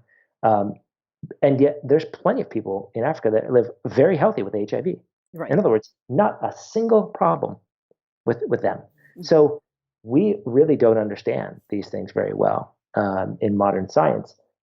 Same thing in Costa Rica. They have dengue fever, right, which is an infectious disease. They take a little bit of papaya leaf tea for a couple of days and they're fine. Wow. We really have to understand that we are adaptive. We are supposed to integrate with our environment. And when we do that, then we coexist very, very nicely with the environment. Mm-hmm. But when we start to deviate and think that we can control nature and we can, manipulate nature, that's where we start getting in trouble. Yes. And we try to find science, and then our complex solutions beget more complexity, and then it just on and on and on we go. So the reality is let's simplify. Let's get in touch with nature. Let's stop writing all these books about diet. Hey, wait a minute. There's only one book that's needed on diet, and it should be one chapter, and it should be all about eating real food that grows in your environment in certain quantities at certain times of day that make sense, and that's it. Period. This concludes part 1 of our interview with Jason Prall of the Human Longevity Project. Come back next week for part 2 of the interview, where Jason tells us about the lifestyle and mindset of the world's oldest inhabitants. That's next week on the Nutrition Heretic podcast. To sign up to watch the Human Longevity Project for free, go to nutritionheretic.com/longlife. And don't forget to join us for the Frenching Your Food Telesummit at frenching.nutritionheretic.com while it's still free. The Nutrition Heretic podcast is a production of Savor the Journey, LLC.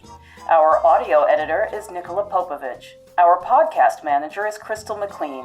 And our operations manager is Michelle Med. I'm your host, Adrian Hugh, the Nutrition Heretic. You can find us at the new and improved nutritionheretic.com, where you can download the Nutrition Heretic's free shit list of 7 health foods to avoid like the plague. You can also listen to previous episodes at nutritionheretic.com/podcast. Be sure to like us on social media for updates. Our Facebook page is facebook.com/nutritionheretic and on Twitter @NutriHeretic. Contact us with show ideas, questions, or if you want to be a guest. And don't forget to rate our podcast on iTunes and Stitcher.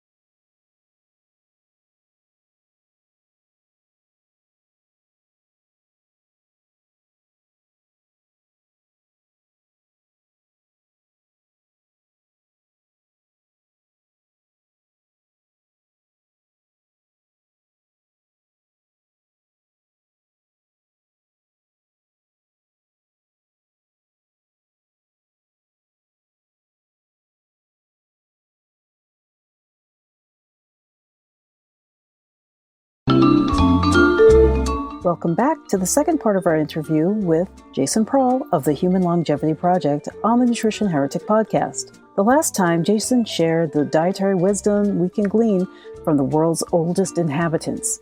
Today, he'll tell us about the meaning of life for people living in the blue zones and the most surprising takeaways from his film. You can go to watch his film for free starting May 7th at nutritionheretic.com/longlife. We interrupt this program to bring you a special report. If you're still confused about what to eat and not getting the results you thought you'd get by going organic, go to nutritionheretic.com and download the shit list of 7 health foods to avoid like the plague for free. The shit list details what health food companies want you to believe about the crap they peddle and why the real foods they're meant to replace are far better. Stop letting big health food dump all over you and download the shit list today.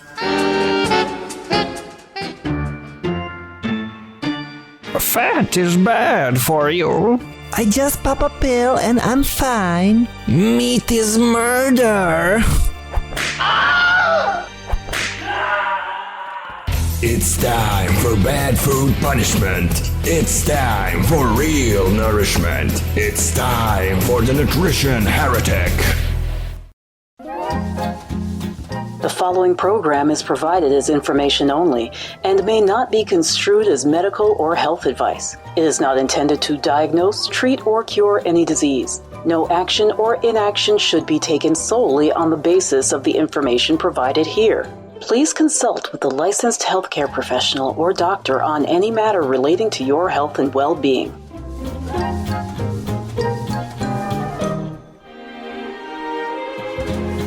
for the past year, I have been teaching cooking at my kids' school.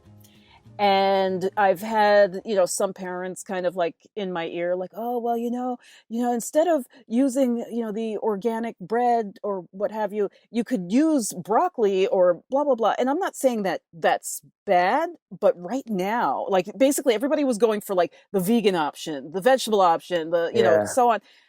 But this is the thing is we have enough trouble just introducing children to real food. Yeah. I Yeah. just want to cross that hurdle first. Yeah. We'll, 100%. and we've definitely done salads, but I've shown them things like how to make marshmallows from scratch, like how does that happen? Right. How to make, what did we do? I even showed them how to make tortillas from scratch. We pressed That's cool. them and all that kind of stuff. We took, somebody donated beef bones. I made beef broth. We made a pumpkin soup with that. And then the meat, we took it off and we made a homemade teriyaki sauce with local honey, and we made what they call a musubi, which is essentially a meat sushi roll. So we did a beef teriyaki musubi. We've done, just all these different. The kids didn't even know what a sloppy Joe was. I was like, how do you not know what a sloppy Joe is? That might be a good thing. But I showed them, and they were like, wow. And we had like a local organic sourdough bun to put it on. So yeah, I agree that our biggest hurdle right now in America particularly is just identifying what is a food that was naturally fished or hunted or otherwise gathered by our ancestors.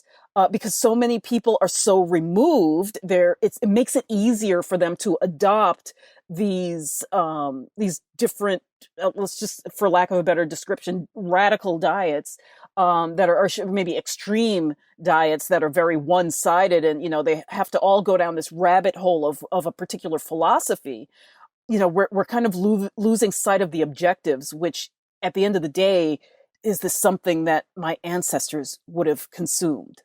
Yeah, and I think the easiest way to think about this is to shift the whole idea and the framework is to say, how do I feed my microbiota? Yeah. That's it. That's the goal. And you do that through plant fibers mostly and real organic meat. Yeah. And that's kind of the basis of it. Even things like butter, butter was demonized for a long time, and that was wrong to do that because butter, real organic raw butter is very healthy. If the cow is healthy and it's grown or raised in a natural way. But now you have these people saying, okay, well, butter's healthy now, so I'm going to eat a stick of butter. Yeah. Well, that's not healthy either because, we have to understand that that's going to cause dysbiosis and disruption in the gut and the microbiota. So if we just step back for a second and say, how do I feed my microbiota? And you want to do that through a variety of plant foods, real, organic, some of them raw, some of them cooked. Then this whole carb notion goes out the window because carbs all of a sudden are really healthy because they're feeding microbiota. Right. Vegetables and fruits are both back in the game. Fruits are fantastic for the microbiota. Consuming a little bit of meat is great, but too much and going to this sort of weird, odd paleo diet where you're eating nothing but bacon all day doesn't make any sense again. So it just frames the whole discussion, I think, in a little bit more of a normal light. And so that's really where I'd like people to start thinking about and making their decisions. Okay, is this thing going to feed my microbiota or is it going to harm the microbiota? And if it's processed, contains chemicals, these type of things, then you should know that that's probably going to harm the microbiota. If it's organic, if it's real, if it's whole, and if it's mostly a plant-based thing with a little bit of meat and a little bit of fats here and there, then that's probably where you want to stay. And adjusting accordingly based on how you feel is really the way to go. And one of the best things you can do is just check your stool, right? So there's something called the Bristol stool chart, and when you're pooping good, right? When you're pooping bad, right? Is it runny? Is it constipated? Is it what is it? And you can tell. I mean, this isn't rocket surgery, right? Of course, you have to realize that some doctors are telling people this is totally normal. They're saying this is where they decide that you're an individual. Like, oh, you haven't pooped in a week? That's just you. Yeah, right, it's perfectly normal for you. Right. Yeah. And that's the thing. It's common. It's just not normal, right? We should be pooping normal, and that's where the Bristol stool chart can come into play. But also, how do you feel? Do you feel lethargic? Are you cloudy? Or how do you feel? So going back to that, really making decisions based on that stuff, but kind of going to your kid point. I think one of the coolest things you can do as a parent, especially if you have younger children, is to just plant some food with your children in your backyard, or like I said, in a flower pot or in a whiskey barrel or whatever. Give them some carrot seeds, or what have you, and let them just plant those things and water them and care for them.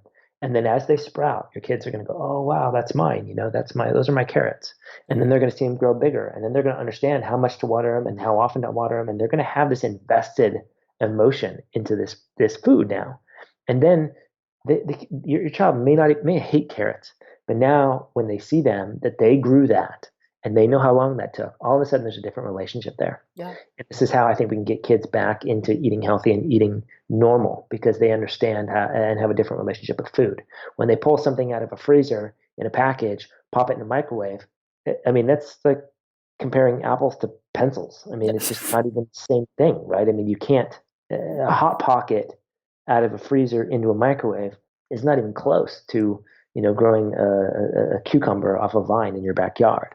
For sure. It's so different. So again, and why would a child know the difference? They have to be taught this stuff, right? Mm-hmm. So this is our job as adults, as parents, as teachers, as educators, as a society, to teach our kids. And we failed to do that. My parents' generation failed to do that. My parents, their parents' generation failed to do it as well. And we are continuing to fail to a large degree. So it's incumbent upon us as adults to teach the younger generations how to live in harmony with nature. And as we do this, then things can change. It's not good enough to do it ourselves and not share it with the rest of the world, right? So this is why your podcast, and these things are so important, because we need to share this information and bring back this understanding. And as we do that, things will radically shift so fast. It's almost laughable, right? I mean, this is the tipping point idea, that you just need a certain small percentage of the population, 3%, and the tide starts to turn. Yes. So I think we're in that stage of sort of early adoption, and it's going to change. I'm confident, but we still have a long way to go. So we need to keep pushing. Right. The Human Longevity Project is actually, there's so much overlap between that and the telesummit that I just put on called Frenching Your Food, which is about how the French eat, right? Because we always hear the same kind of thing. Oh, they just drink red wine. Okay, yeah, that miraculously just balances out all the foie gras and pâtés and cheese, right? So, but the crux of it is that we, this overly simplified diet that we're told that the French follow. But I've lived in France. Most of my friends are French. I've always had very close relations with people from France, and they were always telling me things that were very different from this, very calorie counting, low fat, low carb, low this, low that diet philosophy that we get bogged down with. And by the way, none of my French friends love to exercise. they all hate exercise. They'll walk, but they're like, sweat? I'm like, what are you, crazy? Like, I don't like it. Well, none of the places that we went when in these longevity areas, none of them exercised. Right. They worked, they walked, but they didn't exercise. Right. They garden, they hike, maybe, it's they do hard work, but they don't exercise. Exactly. And so this is what my French friends are telling me. What do you think, when people watch your film, what do you think they will come away with as one of the more, or maybe a few of the more surprising features of longevity, of some of the contributors that you've identified towards longevity? Yeah, well, I think this is the first thing. Even though it's called the Human Longevity Project, in the first episode, we actually sort of debunked this idea of longevity as a quality, or as a metric we should care about. Because who cares if you live to 150? If you hate yourself, you're poisoning the planet, you can't even walk. Right. Exactly. You can't think. It's stupid. So what we're all after, the quality of life and happiness, really. That's kind of what we're after. And so we sort of get into the philosophy of longevity. So I think hopefully we catch people off guard there and set the stage a little bit in terms of what we should be really focused on, which is being happy. And if we do that, then living a big or a good life can be much more impactful than living a long life just for the number of years. But I think we try to provide a fundamental foundational framework for everybody to understand what health is, where it comes from, that it's innate, it's already built within you. You don't have to go chase it or buy it or learn it. It's already there.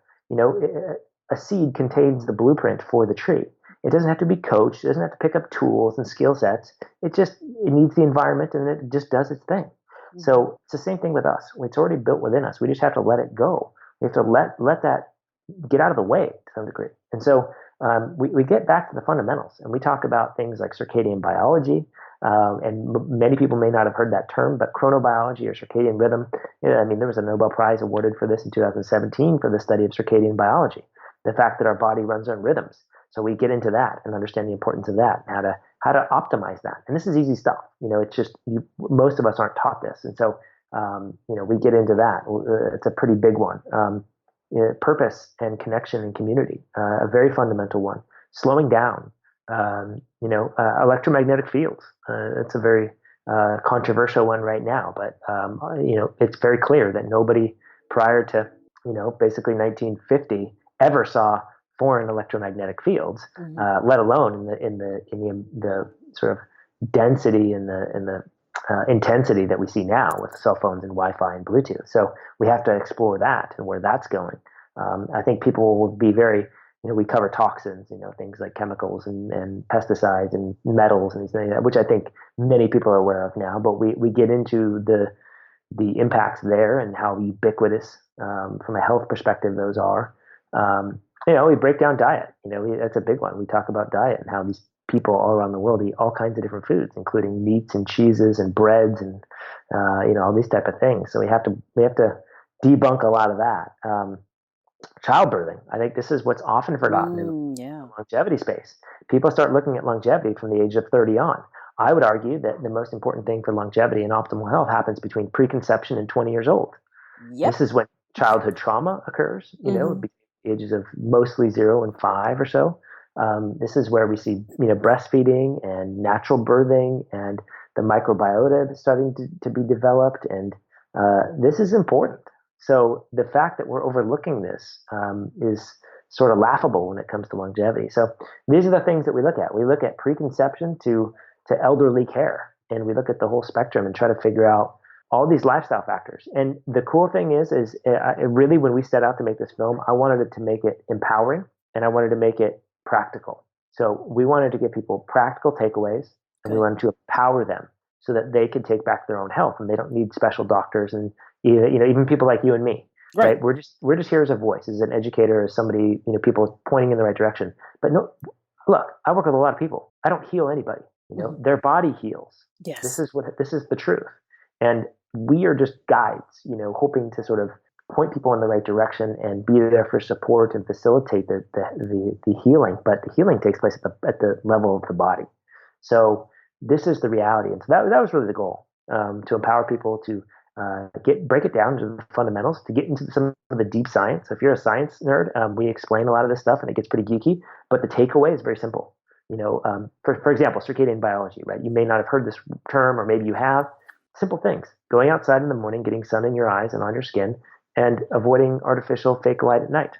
You do those two things, and your circadian rhythm or your biological rhythms will become reset. It's very simple. Now we can explain, like I said, the 2017 Nobel Prize was awarded for chronobiology. So it's very, very complex science. So we can go deep on that, but the takeaway is very simple. So I think we just need to explain how powerful a lot of the simple things are. And when we do that, all of a sudden, we start to place more emphasis on the importance of them. I was just going to say that marketing has so hijacked our belief in the strength of the human body and the resilience of the human body. And really, it's the mind, right? The mind literally controls the body. But I would 100% agree with you with your premise, which is that the body is miraculous. Yes. And if we allow the mind to allow the body to do what it can do, it's like, this is where spontaneous healing actually happens. And we know this because the placebo effect is very, very real, and it's been studied ad nauseum. the entire pharmaceutical industry is built on that, right? Exactly. So this is the power that you hold. But if you don't want to accept it, that's okay. There's no judgment. But if you want it, it's there, and that's our goal, is to try to promote it. Right, right, right. Yeah, and again, there are so many parallels because we do talk a little bit about like sleep patterns, for example, during the summit. We're talking about these things that people don't think of when they think of like, I want to lose some weight. Well, get to bed on time.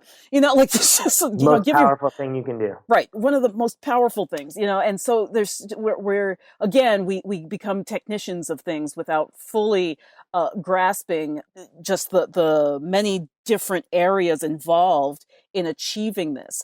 Now, in the case of your film, how do you help people get to where they want, or you're planting these seeds, let's say, but without getting them totally neurotic and turning this into the new religion?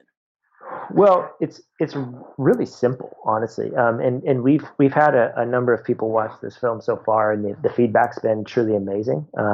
Like it's sort of to the point where it's very humbling. When you make something like this, you're not sure how people are going to respond. Is Yeah. it, do we make it too scientific? Is it easy to understand? Are people going to reject this? Do they, whatever, and you don't know. And it's been overwhelming. And people have really taken it in and saying, what, this makes so much sense. Finally, I feel like I have the understanding. Hmm. And I think it just empowers people. I think for so long, our industry in the health field has done so much disservice in terms of disempowering people. You need to buy my book in order to be healthy. You need to avoid sugars in order to be healthy. You need to avoid fats. We're basically disempowering people with Hmm. all these crazy micro messages. And really, our goal is to say all that. And I can prove it because there's all these people around the world and we're talking to them. So our film includes the interviews from these 96-year-olds and 104-year-olds, and they're telling you their lifestyle. They're telling you how they grew up. They're telling you this stuff. And so when you have a 104-year-old tell you something like, the most powerful thing I can tell you for your health is to hold no grudges and maintain good relationships with those around you. And then you have a researcher say the same thing. I'm sorry if you don't want to listen to that. That's okay, but that's pretty powerful, you know. Right. To hear somebody who's experienced it, and multiple people said that, by the way, multiple centenarians said that, people in their 90s and Yeah. 100s said that relationships were the most powerful thing. And then you have research now showing social genomics is the thing, that having no friends is more of a detriment to your health than smoking. Hmm. We have research now. Yeah. So, all of a sudden this isn't hard. So the takeaway is, okay, I need to forgive people. I need to have compassion for people. I need to let go of bad relationships. I need to foster good relationships. I just change my focus. That's going to add 12 years to my life or whatever. That was easy, Yeah. right? So this isn't hard stuff. We just have to realize what's important again. Right. So I think this is the point, is to show people what's important. Right. It's Right. not important to go vegan and think that all your problems are going to be solved. The important thing is, okay, fix your relationships, get to bed Hmm. on time, go outside, touch the earth, slow down, simplify, and all of a sudden these are very doable things, Right. right? Right. This is not, you don't have to pay millions of dollars for this. You don't have to live anywhere special. You just have to implement the lifestyle things, fix your mindset, fix your emotional states, focus. I don't say fix it like it's easy, Right. but Right. at least change your focus. And if we can change our focus to the things that actually matter, then all of a sudden this mystery of health doesn't have to be such a, enigma. It can be very, very simple. Right. I don't know if you've read a book called In Praise of Slowness, but I haven't tried all. I haven't. it's I forget the name of Carlos something wrote the book, but he went to several countries around the world, Japan, Italy, so on. He went to like slow cities and tantric sex and like all of these different ways that people are trying to slow down in their Mm-hmm. lives. And it was just really what you're saying is reminding me of that, because at its foundation, what he's talking about is like life has just gotten too freaking fast, and there's like kids in Japan committing suicide because they don't get the right grades, like Yeah. we're putting so much stress on ourselves in modern life. And so But he's just talking about like, look at all these different ways, like everyone on the planet is trying to slow life down again. Yeah, and it actually this is what we talk about in the first episode in the philosophy of longevity, which is, I'm 37. If my focus is on making it to 120, I'm doing it wrong. Right. My focus should be on, how do I extract the most joy and take advantage of right now? Yeah. Not next week, not tomorrow, not when I'm 50, not when I'm 120. How do I enjoy today? Mm-hmm. This is what these people are doing. They're not thinking about when I talk to a 105-year-old at 46, he was not thinking, how do I make it to 105? Right. He was simply operating in his daily environment and enjoying as much as he can. I mean, this is the recipe's the same. The religious texts, the spiritual texts, these people in shamanistic cultures and all around the world have been saying the same thing for a long time. We just don't listen. It's the power of now. Exactly. Just stop with the nonsense and just enjoy now, right? I'm not saying that because I've mastered this understanding of this technique, but at least the awareness starts to come, And if we build awareness around how do I enjoy now, then who cares about how old I get? That's not the point, Because if you live to 120 and you never enjoyed a day, I mean, I don't understand that. It doesn't make any sense. So the point of life is not to live a long time. The point of life is not to even be happy, right? I think we have to understand that the point of life is to, and I guess this is where I would impart my opinion, because the point of life is a very big discussion, but I think it's to experience, pure and simple, to experience. And that's all I can say. You decide your happiness. I think it's, the Buddha and the Buddhist tradition would say that their suffering exists everywhere and all the time. Yeah. It's a reality. Where suffering is a reality.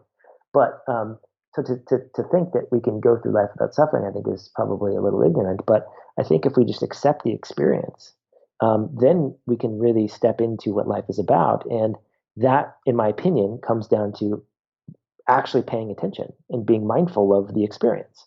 So when you're, when you break up with somebody and your heart is broken, or somebody passes away and your heart is broken, are you running from that feeling, because you don't like it? Or are you sitting within it and go, whoa, this is really heavy. I feel a certain way, right? And when something amazing happens, you're laying next to your loved one in bed in the morning, and you're actually there, and you're saying how lucky you are. This is amazing. This is what I've always wanted. Yeah. This type of thing. So I think it's just a matter of, or when you're eating that cupcake where that's full of gluten and sugar and processed crap, and you're eating it and you're going, man, this is really tasty. I really do enjoy this cupcake, and that's okay, right? It's a different thing than going, oh my God, I know I shouldn't be eating this cupcake. This is full of gluten, and oh man, it's going to go straight to my hips, and I shouldn't be doing this. So I told myself I wasn't going to do this. I hate myself. Exactly. Right? Very, very different. And then you eat 6. And then you just go from down like you're having sex with somebody in a back alley, right? You hit yourself, and you go to the gym and you punish yourself because you need to work that. Very, very different experience than sitting down going, wow, this process hostess cupcake actually is really good, and I'm really enjoying this. So that's the difference, right? And so you get out of this whole what's right and what's wrong, and you just start to experience and enjoy the experience. And I think that's really the key of this whole thing. Right. Absolutely. Again, so many parallels between our both of our, where we're coming from, with regards to this. Now, what is, I think this is going to be my last question, but I have a habit of saying that and then asking like 6 more, because we're going to head towards 2 hours soon. So what would you say are some of the steps, that people who don't have a community and don't have the loved one, how can they start to foster that? Because I think that is in our modern world I used to live in New Jersey, which is notorious for, just that suburban sprawl. And I don't even know who the my neighbors were when I lived there. I knew one family that lived behind me and I hardly saw them. Yeah. I was like totally a fish out of water. I moved to Hawaii. I'm in this small town not tiny, but fairly small town in the north of the island. And, I feel like I'm finally part of something I haven't had since. I mean, I put it this way. Growing up in the Bronx, I felt more connected to my neighbors than I ever did in New Jersey. Yep. And that's because in cities, especially back in the 70s, we had block parties, and, we played with the kids next door, and there was a lot of that going on. We had sidewalks, for crying out loud. We didn't have that in New Jersey. Well, and did you grow up in a poor environment, like a more rough, poor? Yeah, not like South Bronx, not like they want to make a movie out of it kind of Bronx, but but it was definitely not, we weren't living high on the hog. Well, and I say that because I kind of grew up in sort of a poor environment, right? And so what I noticed in that environment was that sort of because we weren't suffering, I mean, we weren't like, I mean, but we were poor, Yes, exactly. and yet I remember playing with lots of neighborhood kids, and there was lots of, there's more community in that sort of setting, and I don't know why that is necessarily, but it just seemed to be the case, um, and so that's the only reason I asked that, but. Hmm. But I think more to your question, I think the first thing, if you want to try to find community, I think doing you did extremely brave, and I think it's you get rewarded when you do brave things, which is that you picked up and moved and said, you know what, this is not where I belong, and I want to go find a place that resonates with me, and I'm going to go live there. And I don't know what that's going to bring, but I'm going to do it. I think that is super powerful because you're taking matters into your own hands and making a decision as opposed to saying, oh well, my environment sucks and I don't like it here, Yeah, right? So if we become the victim and we step into sort of victim consciousness, then everything that comes at us will keep us locked in that state of being a victim. for sure. Whereas if we take power and control of that situation, and decide to do something, then we tend to get rewarded. And so I think, yes, you can absolutely change your circumstances, and it may not be easy. But like I said, I think the universe tends to reward that bravery. So I think that's one way to do it. The other way to do it is figure out what your purpose is. Figure out what you enjoy. Figure out what you like doing, and do that stuff. So okay, I'm in San Diego area, Carlsbad. I don't particularly enjoy surfing, but let's say I did. Let's say that was my thing. Well, the more I would go and do the thing I love, which might be surfing, the more I would find people that are surfers, right? And might be a surf club, might be the surf shop, might be whatever, or it might be just some dudes I go meet at the beach, right? So now I find my community in that thing that I enjoy. Now, let's say I said, oh, I'm going to pick up a new skill like the violin. So I buy a violin or I pick up one used off of Craigslist or something, and I start playing the violin. And I go into the violin store. And I talk to the guy and say, "Hey, what should I do? And how do you do this? And what do you think about this?" And then I look at this place and I have this violin meetup, that I go to, and I start playing violin with other people. And these are the things, right? Yeah. If you enjoy yoga, go to the yoga classes. If you want to pick up Tai Chi, go to Tai Chi. I mean, there's lots of free things. If you play softball, you can find your community in the things that you love. Right. And I think because our environment does not foster community naturally, like we used to in village type settings, we may have to go outside of that setting to go find the community that we feel like we belong in. And so again, if we step into this sort of victim consciousness and say, oh, my life sucks, then yeah, you're going to kind of be in that scenario. But if you kind of step up and take back your power and go do the things and be brave. And sometimes being brave is very simple, just talking to somebody at a local coffee shop, right? Yeah. We find that tends to be a brave thing these days. It's just that type of thing. Go to the farmer's market, very good place to meet people. Go to your local co-op and go into the herb section. Hey, I want to improve my kidney health. What do you recommend? And these people are like, all they want to do is share their knowledge of herbs. Yeah, So totally. happy to tell you, take this herb. So these are the type of things, and it's very, very simple. Have conversations, find mutual connections, and you start doing that, and the communities start to sprout out of nowhere. We can use social media to sort of foster community. I wouldn't say that should be your only community, but you can use that as a tool to develop community. Right. So, this is simple stuff. We just have to go back to some of the most basic aspects of this, and I think finding the things that you enjoy or your purpose, or donating your time or your whatever. I think this is such an easy way. Go to a community house build. And you never know who you're going to find. What I've noticed about life is that when you do things that, again, sort of require bravery or kind of you stepping out of your comfort zone, really amazing things happen. And I'll give you one quick example of this that you can relate to, which is I started a podcast, I think it was a couple of years ago. Yeah. And I didn't know how to start. I was not really savvy in the sort of media broadcasting space. And I was like, screw it, I'm going to start a podcast. And so I did. And then I won't go into the details, but because of that, I met certain people and certain opportunities came my way because I just started that podcast, and it snowballed into these really weird string of events that led me to where I'm now. And I left the podcast behind, and I recognized that I didn't need to continue it, that was the purpose, was to actually meet these people and do these other things.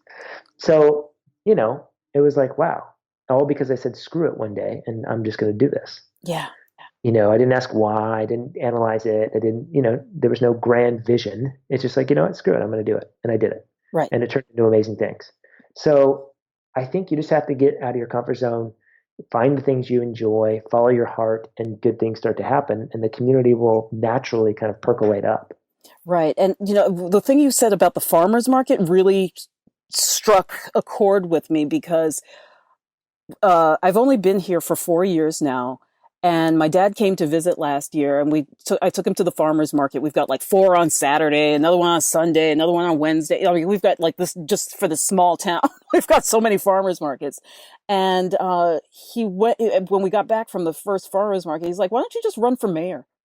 So he's like, everybody in town. Yeah.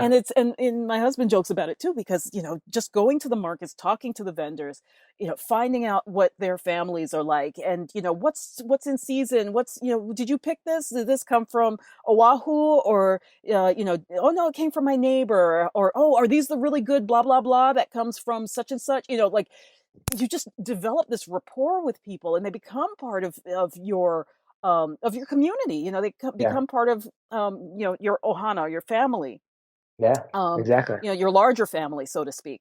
And you didn't have to try, right? No. You did the things that were natural and that you wanted to do. Exactly. And I was going to say, to take that a step further, everywhere I have traveled, I have also sought out the same kinds of foods I try to eat at home. So I end up at the farmers markets. I end up stopping when I see, an old lady's hand painted sign for vino at her house, and I show up with my empty water bottle. Like, can you fill this, Granny? Like all of these things give you such a different appreciation for your environment, no matter where you are. So even if you leave the comfort of your locale where you were born or where you live normally, and you go on vacation and you start saying like, I mean, food just brings people together. That's and that's why I think that's one of the reasons why people do focus on the dietary more than the relationships, because they don't realize that those two things play together. Right. But naturally, that's what happens. I mean, you talked about that an hour and 45 minutes ago when we started, where, it's the context, it's the historical context of us eating these foods in the company of loved ones, playing a game of dominoes, relaxing, maybe taking a nap, somebody might turn on the TV, somebody might turn on the radio, playing cards, whatever it is.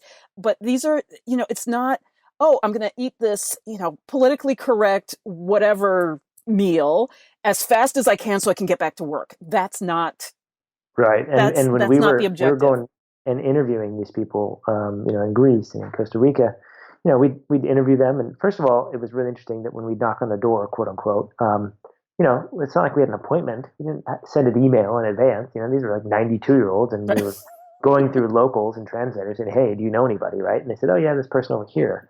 And so we knock on their door basically and say, hey, here we are. Can we interview you right now? These type of things. And almost always they were very welcoming and saying, yes, come on in. And we'd interview them. And then, like for probably half of them, they not only invited, but they insisted that we stay for some sort of meal or something. Right. And they gave us a meal and we enjoyed food together. And they didn't ask, what we liked and, do we have any food intolerances? Right. They brought the meal, right? And so, I think you're right. And I think we saw this firsthand. We experienced this where people they want to share food with you. And it's a way that you can sit down and slow down and communicate and enjoy. It's a common thing that we all share, which is this love for food. Yeah. And this appreciation for food. So it's just such an easy way to foster community and foster conversation and connection. Right. And so, just to kind of go back to a lot of what we talked about, then, now in America, we've made it so difficult for people to reach out with food because it's, like, oh, come over for Thanksgiving. Well, are you going to have something that's gluten-free for me? Right. Like, bring your own damn gluten-free food. Right. Like that, and I've gotten to that point with some people where it's like, okay, I know it's not like really a problem for you. You just want to because I saw you eating gluten yesterday. Right. So don't make me go out of my way to make you something gluten-free or vegan or whatever. Like my one friend, she loves to tell a story about a guy who, he was Jewish, and he said, "Oh, well, I can't have any pork products, so just make sure there's no pork." She walked in the kitchen, dude was like shoving a ham down his throat. Yeah. She was like, "Really?" Really? Okay. Well, Yeah, that just makes it difficult now. it's just gotten weird. Yeah, it's really gotten weird, and unfortunately, there's not enough people asking. The first question should be, is this organic? I mean, Right. that really should be the first question that we should be asking ourselves anytime we put something in our mouth. And and that's like step one. That's like half of a step. The reality is that it should be coming from local near us. That's the real way to do it. So we got a long way to go, but we're getting there, and I think we're starting to wake up, because all this dogma that we've been perpetuating for the last 30, 40 years is starting to fall apart. And I think we're waking up, because it didn't work, and it's not working. And so we're being forced to look at the reality of the situation, because we're getting sicker, and it's not helping. So we'll figure it out. But I think it's really not that tricky. Just look at nature and look at historical context of things, and there's your answer. It's really simple. Absolutely, absolutely. And same thing with growing plants, because you just look at the signs of nature. How does nature, why is there a forest of all the same trees? What are the things that nature's telling me when this thing grows and that thing doesn't? Or, well, and what happens when we look at a plant, right, that we're growing in our yard or in our house, and it looks sick? What do we think of? Okay, well, if you think about the soil, something's wrong with the soil. And it's not getting enough sun, or there's the water, something with the water, right? So food, water, soil, sun. You think you're any different than a plant? Yeah. Well, right? In many cultures, the plants are our ancestors. Of course. So there's really no separation. We're very kingdomist, aren't we? Right. the plant kingdom. And then when we look at our dogs, right? We take our dogs out to go to the bathroom, and we look at their poop, and it's all runny or whatever. And we're like, oh, something's dog's sick. Right. Well, why don't we look at our own poop and say the same thing? No, we treat our animals so much better than we do ourselves. Right? It's comical. So we really just have to get back to reality here. Right. Absolutely.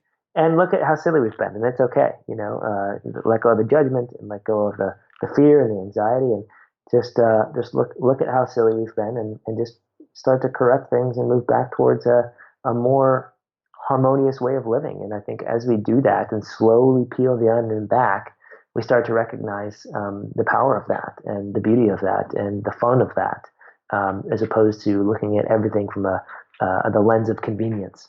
And right, so nature is not convenient, but it is efficient, and it works.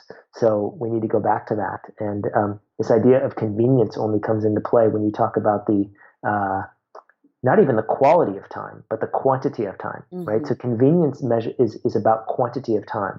So in other words, how much can I do in a certain quantity of time? Well, lots of societies throughout history actually looked at quality of time, right? The Greeks were probably the most famous for this, looking at the qualitative nature of time, the qualitative aspect of time. You notice how we even say this in our words, right? Time flies when you're having fun. Right. So that's a qualitatively different aspect of time. Or when let's say you're in the zone for something, it might feel like time stops because you're just so focused and in the zone. And it's like, whoa, that was a qualitatively different situation that I was in. The linear time was the same, but my perception and the quality of that time is changed. So it's not about convenience. It's not about how much more can I do in a certain amount of time. It's how can I enjoy and appreciate the time that I have, such that we can recognize the beauty in each sort of moment, right, or in each day. And I think that's really what we need to get back to, and that's really what nature's good at. And it's not what technology is good at. It's not what convenience is good at. Nature has really perfected that. So that's where we can take a walk in the forest or go to the beach, right, and do these very simple things, and we can understand those aspects. And that's what I found in Hawaii. Hawaii is a very easy example of that. You start to really see the beauty in the very simple things. Yes. A walk on the beach, a walk in the amazing forests of Hawaii. It's crazy, the difference between that and sitting in a house on a computer doing email. Right. Absolutely. Same time. It's just like the qualitative difference is massive. I do have to say, people hustle here in Hawaii, though. Like, everybody thinks that like you talked about Hawaii time earlier, and there's some people who are a little bit lax, let's just say, with their time management. But people work like 2 and 3 jobs here. I know one woman, she brags about it. She's totally, mainlander, but she's like, yeah, I work 5 jobs just to put my kid through school, and I'm like, It's very well, true. It's definitely not yeah, everybody, but if you look at like the surfer culture, right? Like right, that's a really good example of a yeah. certain culture that really looks at things a little bit Oh, differently, so right? some of my old Hawaiian friends too. They're like they just go out fishing. It's Yeah, such a they have their it's very much like Costa Rica, where like for example, somebody might go fishing and then they pop up a tent by the side of the road and they just hang out there all the afternoon, and sell yeah. their fish and There's nowhere to go. It's yeah, like, come on, you know. So yeah. we have to adopt a little bit of that, I think. Yeah, for sure. I mean, I had to go to the mainland to New Jersey for a funeral back in November, and I stepped off the plane. And I just wanted to get right back on. I was like, you have got to be me. Like it was Yeah, like just dealing with the people on the mainland, and everybody was grumpy, and they gave you like the crappiest directions just to get to the other side of the airport, and like somehow I was supposed to know that they shut down the shuttle bus on Sunday. It was like the whole thing was such a slap in the face that I was like, really? I put up with this for like 40 how many years? yeah, yeah, So exactly. yeah. So please tell us where and when we can see your film, the human longevity film. Yeah, the Human Longevity Project comes out May 7th. So it's a 9-part documentary film series. We will be releasing an episode per day for free. Hmm. So, you can sign up on our website, and I think we'll probably just give you a link. That's probably the easiest thing for you to put it in the show Great. notes or something Yeah, yeah. that people can click on and go right to it. But yeah, you sign up and you'll be able to watch the entire series for free. The goal is to spread this information. So, we'll be showing each episode for 24 hours, and we'll go through the series and there's a lot of bonuses and a lot of cool things we have up our sleeve as well. So Nice. May 7th online everywhere in the world. So there's no reason not to check it out and see what's there, because I think there's some cool things for everybody that can be powerful takeaways. Yeah, I can't imagine. I mean, we barely scratched the surface here in 2 hours, Yeah, but there's a yeah, lot I there. mean, there's just you can. I mean, 9 parts, but I looked also at the list of people that you have, speaking in the film, and it's really impressive. And I love the fact that you actually went and just knocked on doors, like, hey, you know somebody. 100%. That's where you get the Yeah, best information. It's not these canned exactly. responses from people who've been, kind of up on what you might want to hear, let's say. Exactly. Yep, And yep. And I think that's been a big problem when we talk about issues of longevity, and what contributes to that is everybody wants to impress you with how modern their people are, in light of the food pyramid, for example. right, right. Well, and even new technologies, right? And Yeah. and new things that we're doing with stem cells and mitochondria and gene editing, and there's lots of cool stuff coming. But at the end of the day, I think if we forget the fact that we are part of a bigger organism called Mother Earth, Yeah. and that our decisions impact everything around us. I don't care how good we are at stem cell therapy and gene editing and mitochondrial gene editing and all this amazing technological stuff. For poisoning the planet, we hate ourselves, and we're not living in tune with nature. Like it's not going to work out for us. I don't care how good science gets.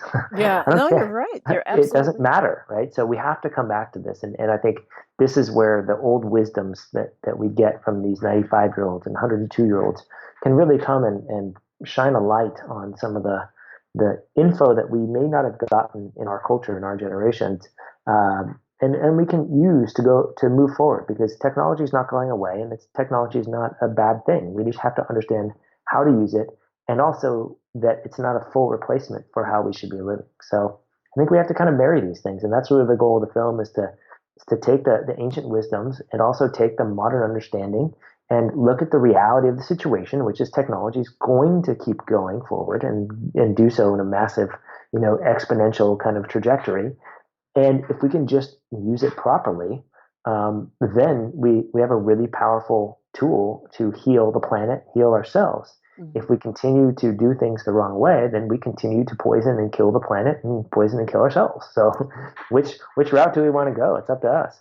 Right, exactly. It's it's like in Spider-Man, with great power comes responsibility, right? So, Yeah, so absolutely. and we have this habit of always looking outside of ourselves, and we're always looking out there for the answer. It's somebody else to provide with the answer. Yeah. And I thank you so much for creating this film that looks back to the wisdom that brought us through millennia Yeah. as part of the human, this ecosystem of Mother Earth, and really just underscoring the fact that the problem was kind of solved by natural selection, and and the things that our ancestors did. We can definitely incorporate some of the wisdom of science, of modern science, but it doesn't mean that it overrides our basic human needs, and our place within nature, just like everything else. Like, we seem to think that nature is very separate from us, when in fact we are just one tiny component of all Right. that nature has to offer. Right. Exactly. Yeah. Yeah. Well, I mean, again, I thank you for having me. It's always a pleasure to meet like-minded people and share ideas. And I thank you for giving me the platform to spread the word about the film and just some of these topics that I'm sort of so passionate about sharing. Well, thank you. I mean, you're welcome, but but also, no, seriously, thank you for doing the film. Thank you for agreeing to talk with us, and thank you for not being loaded with BS. Because there was that potential when I first saw, like, one of your colleagues had posted on Facebook, and I was like, "Oh yeah, I have a podcast," and I was like, "Wait a minute, what am I getting myself into?" So, I'm really happy that you really brought a balance to this concept. That I think on our island, unfortunately, the way it has been presented to us, people have lost sight of that. And they took it in a direction that is more ideological Mm, yeah. than practical and historically relevant. Yeah. Well, I mean, I'm always aiming to be, transparent and honest. So I think that always wins out. I think people can sense the BS, on some level. So hopefully this is these honest messages, and then who knows if they're accurate, right? I mean, I think the goal is to always try to be as accurate as you can from your standpoint, and Right. I think what resonates with people will tend to find its way to the top. So that's always the goal, and at the end of the day, I think we just present what we think is valid and useful, and I think people can always decide what to take home and what works for them. And I would always encourage people to decide for themselves. That there's nobody out there with all the answers, and you are the only person that matters when it comes to decisions for you. So I think that's what we have to get back to. Yeah, for sure. Well, again, folks, the URL is humanlongevityfilm.com. You can also find him on Facebook at The Human Longevity Project, and on Instagram, Human Longevity Project. Thank you, Jason Prall, for being with us today. Thank you so much for having me. This concludes our interview with Jason Prall of the Human Longevity Project. You can watch his film for free starting May 7th at nutritionheretic.com/longlife. The Nutrition Heretic Podcast is a production of Savor the Journey, LLC. Our audio editor is Nicola Popovich. Our podcast manager is Crystal McLean, and our operations manager is Michelle Med. I'm your host, Adrian Hugh, the Nutrition Heretic. You can find us at the new and improved nutritionheretic.com, where you can download the Nutrition Heretic's free shit list of 7 health foods to avoid like the plague. You can also listen to previous episodes at nutritionheretic.com/podcast. Be sure to like us on social media for updates. Our Facebook page is facebook.com/nutritionheretic, and on Twitter @NutriHeretic. Contact us with show ideas, questions, or if you want to be a guest. And don't forget to rate our podcast on iTunes and Stitcher.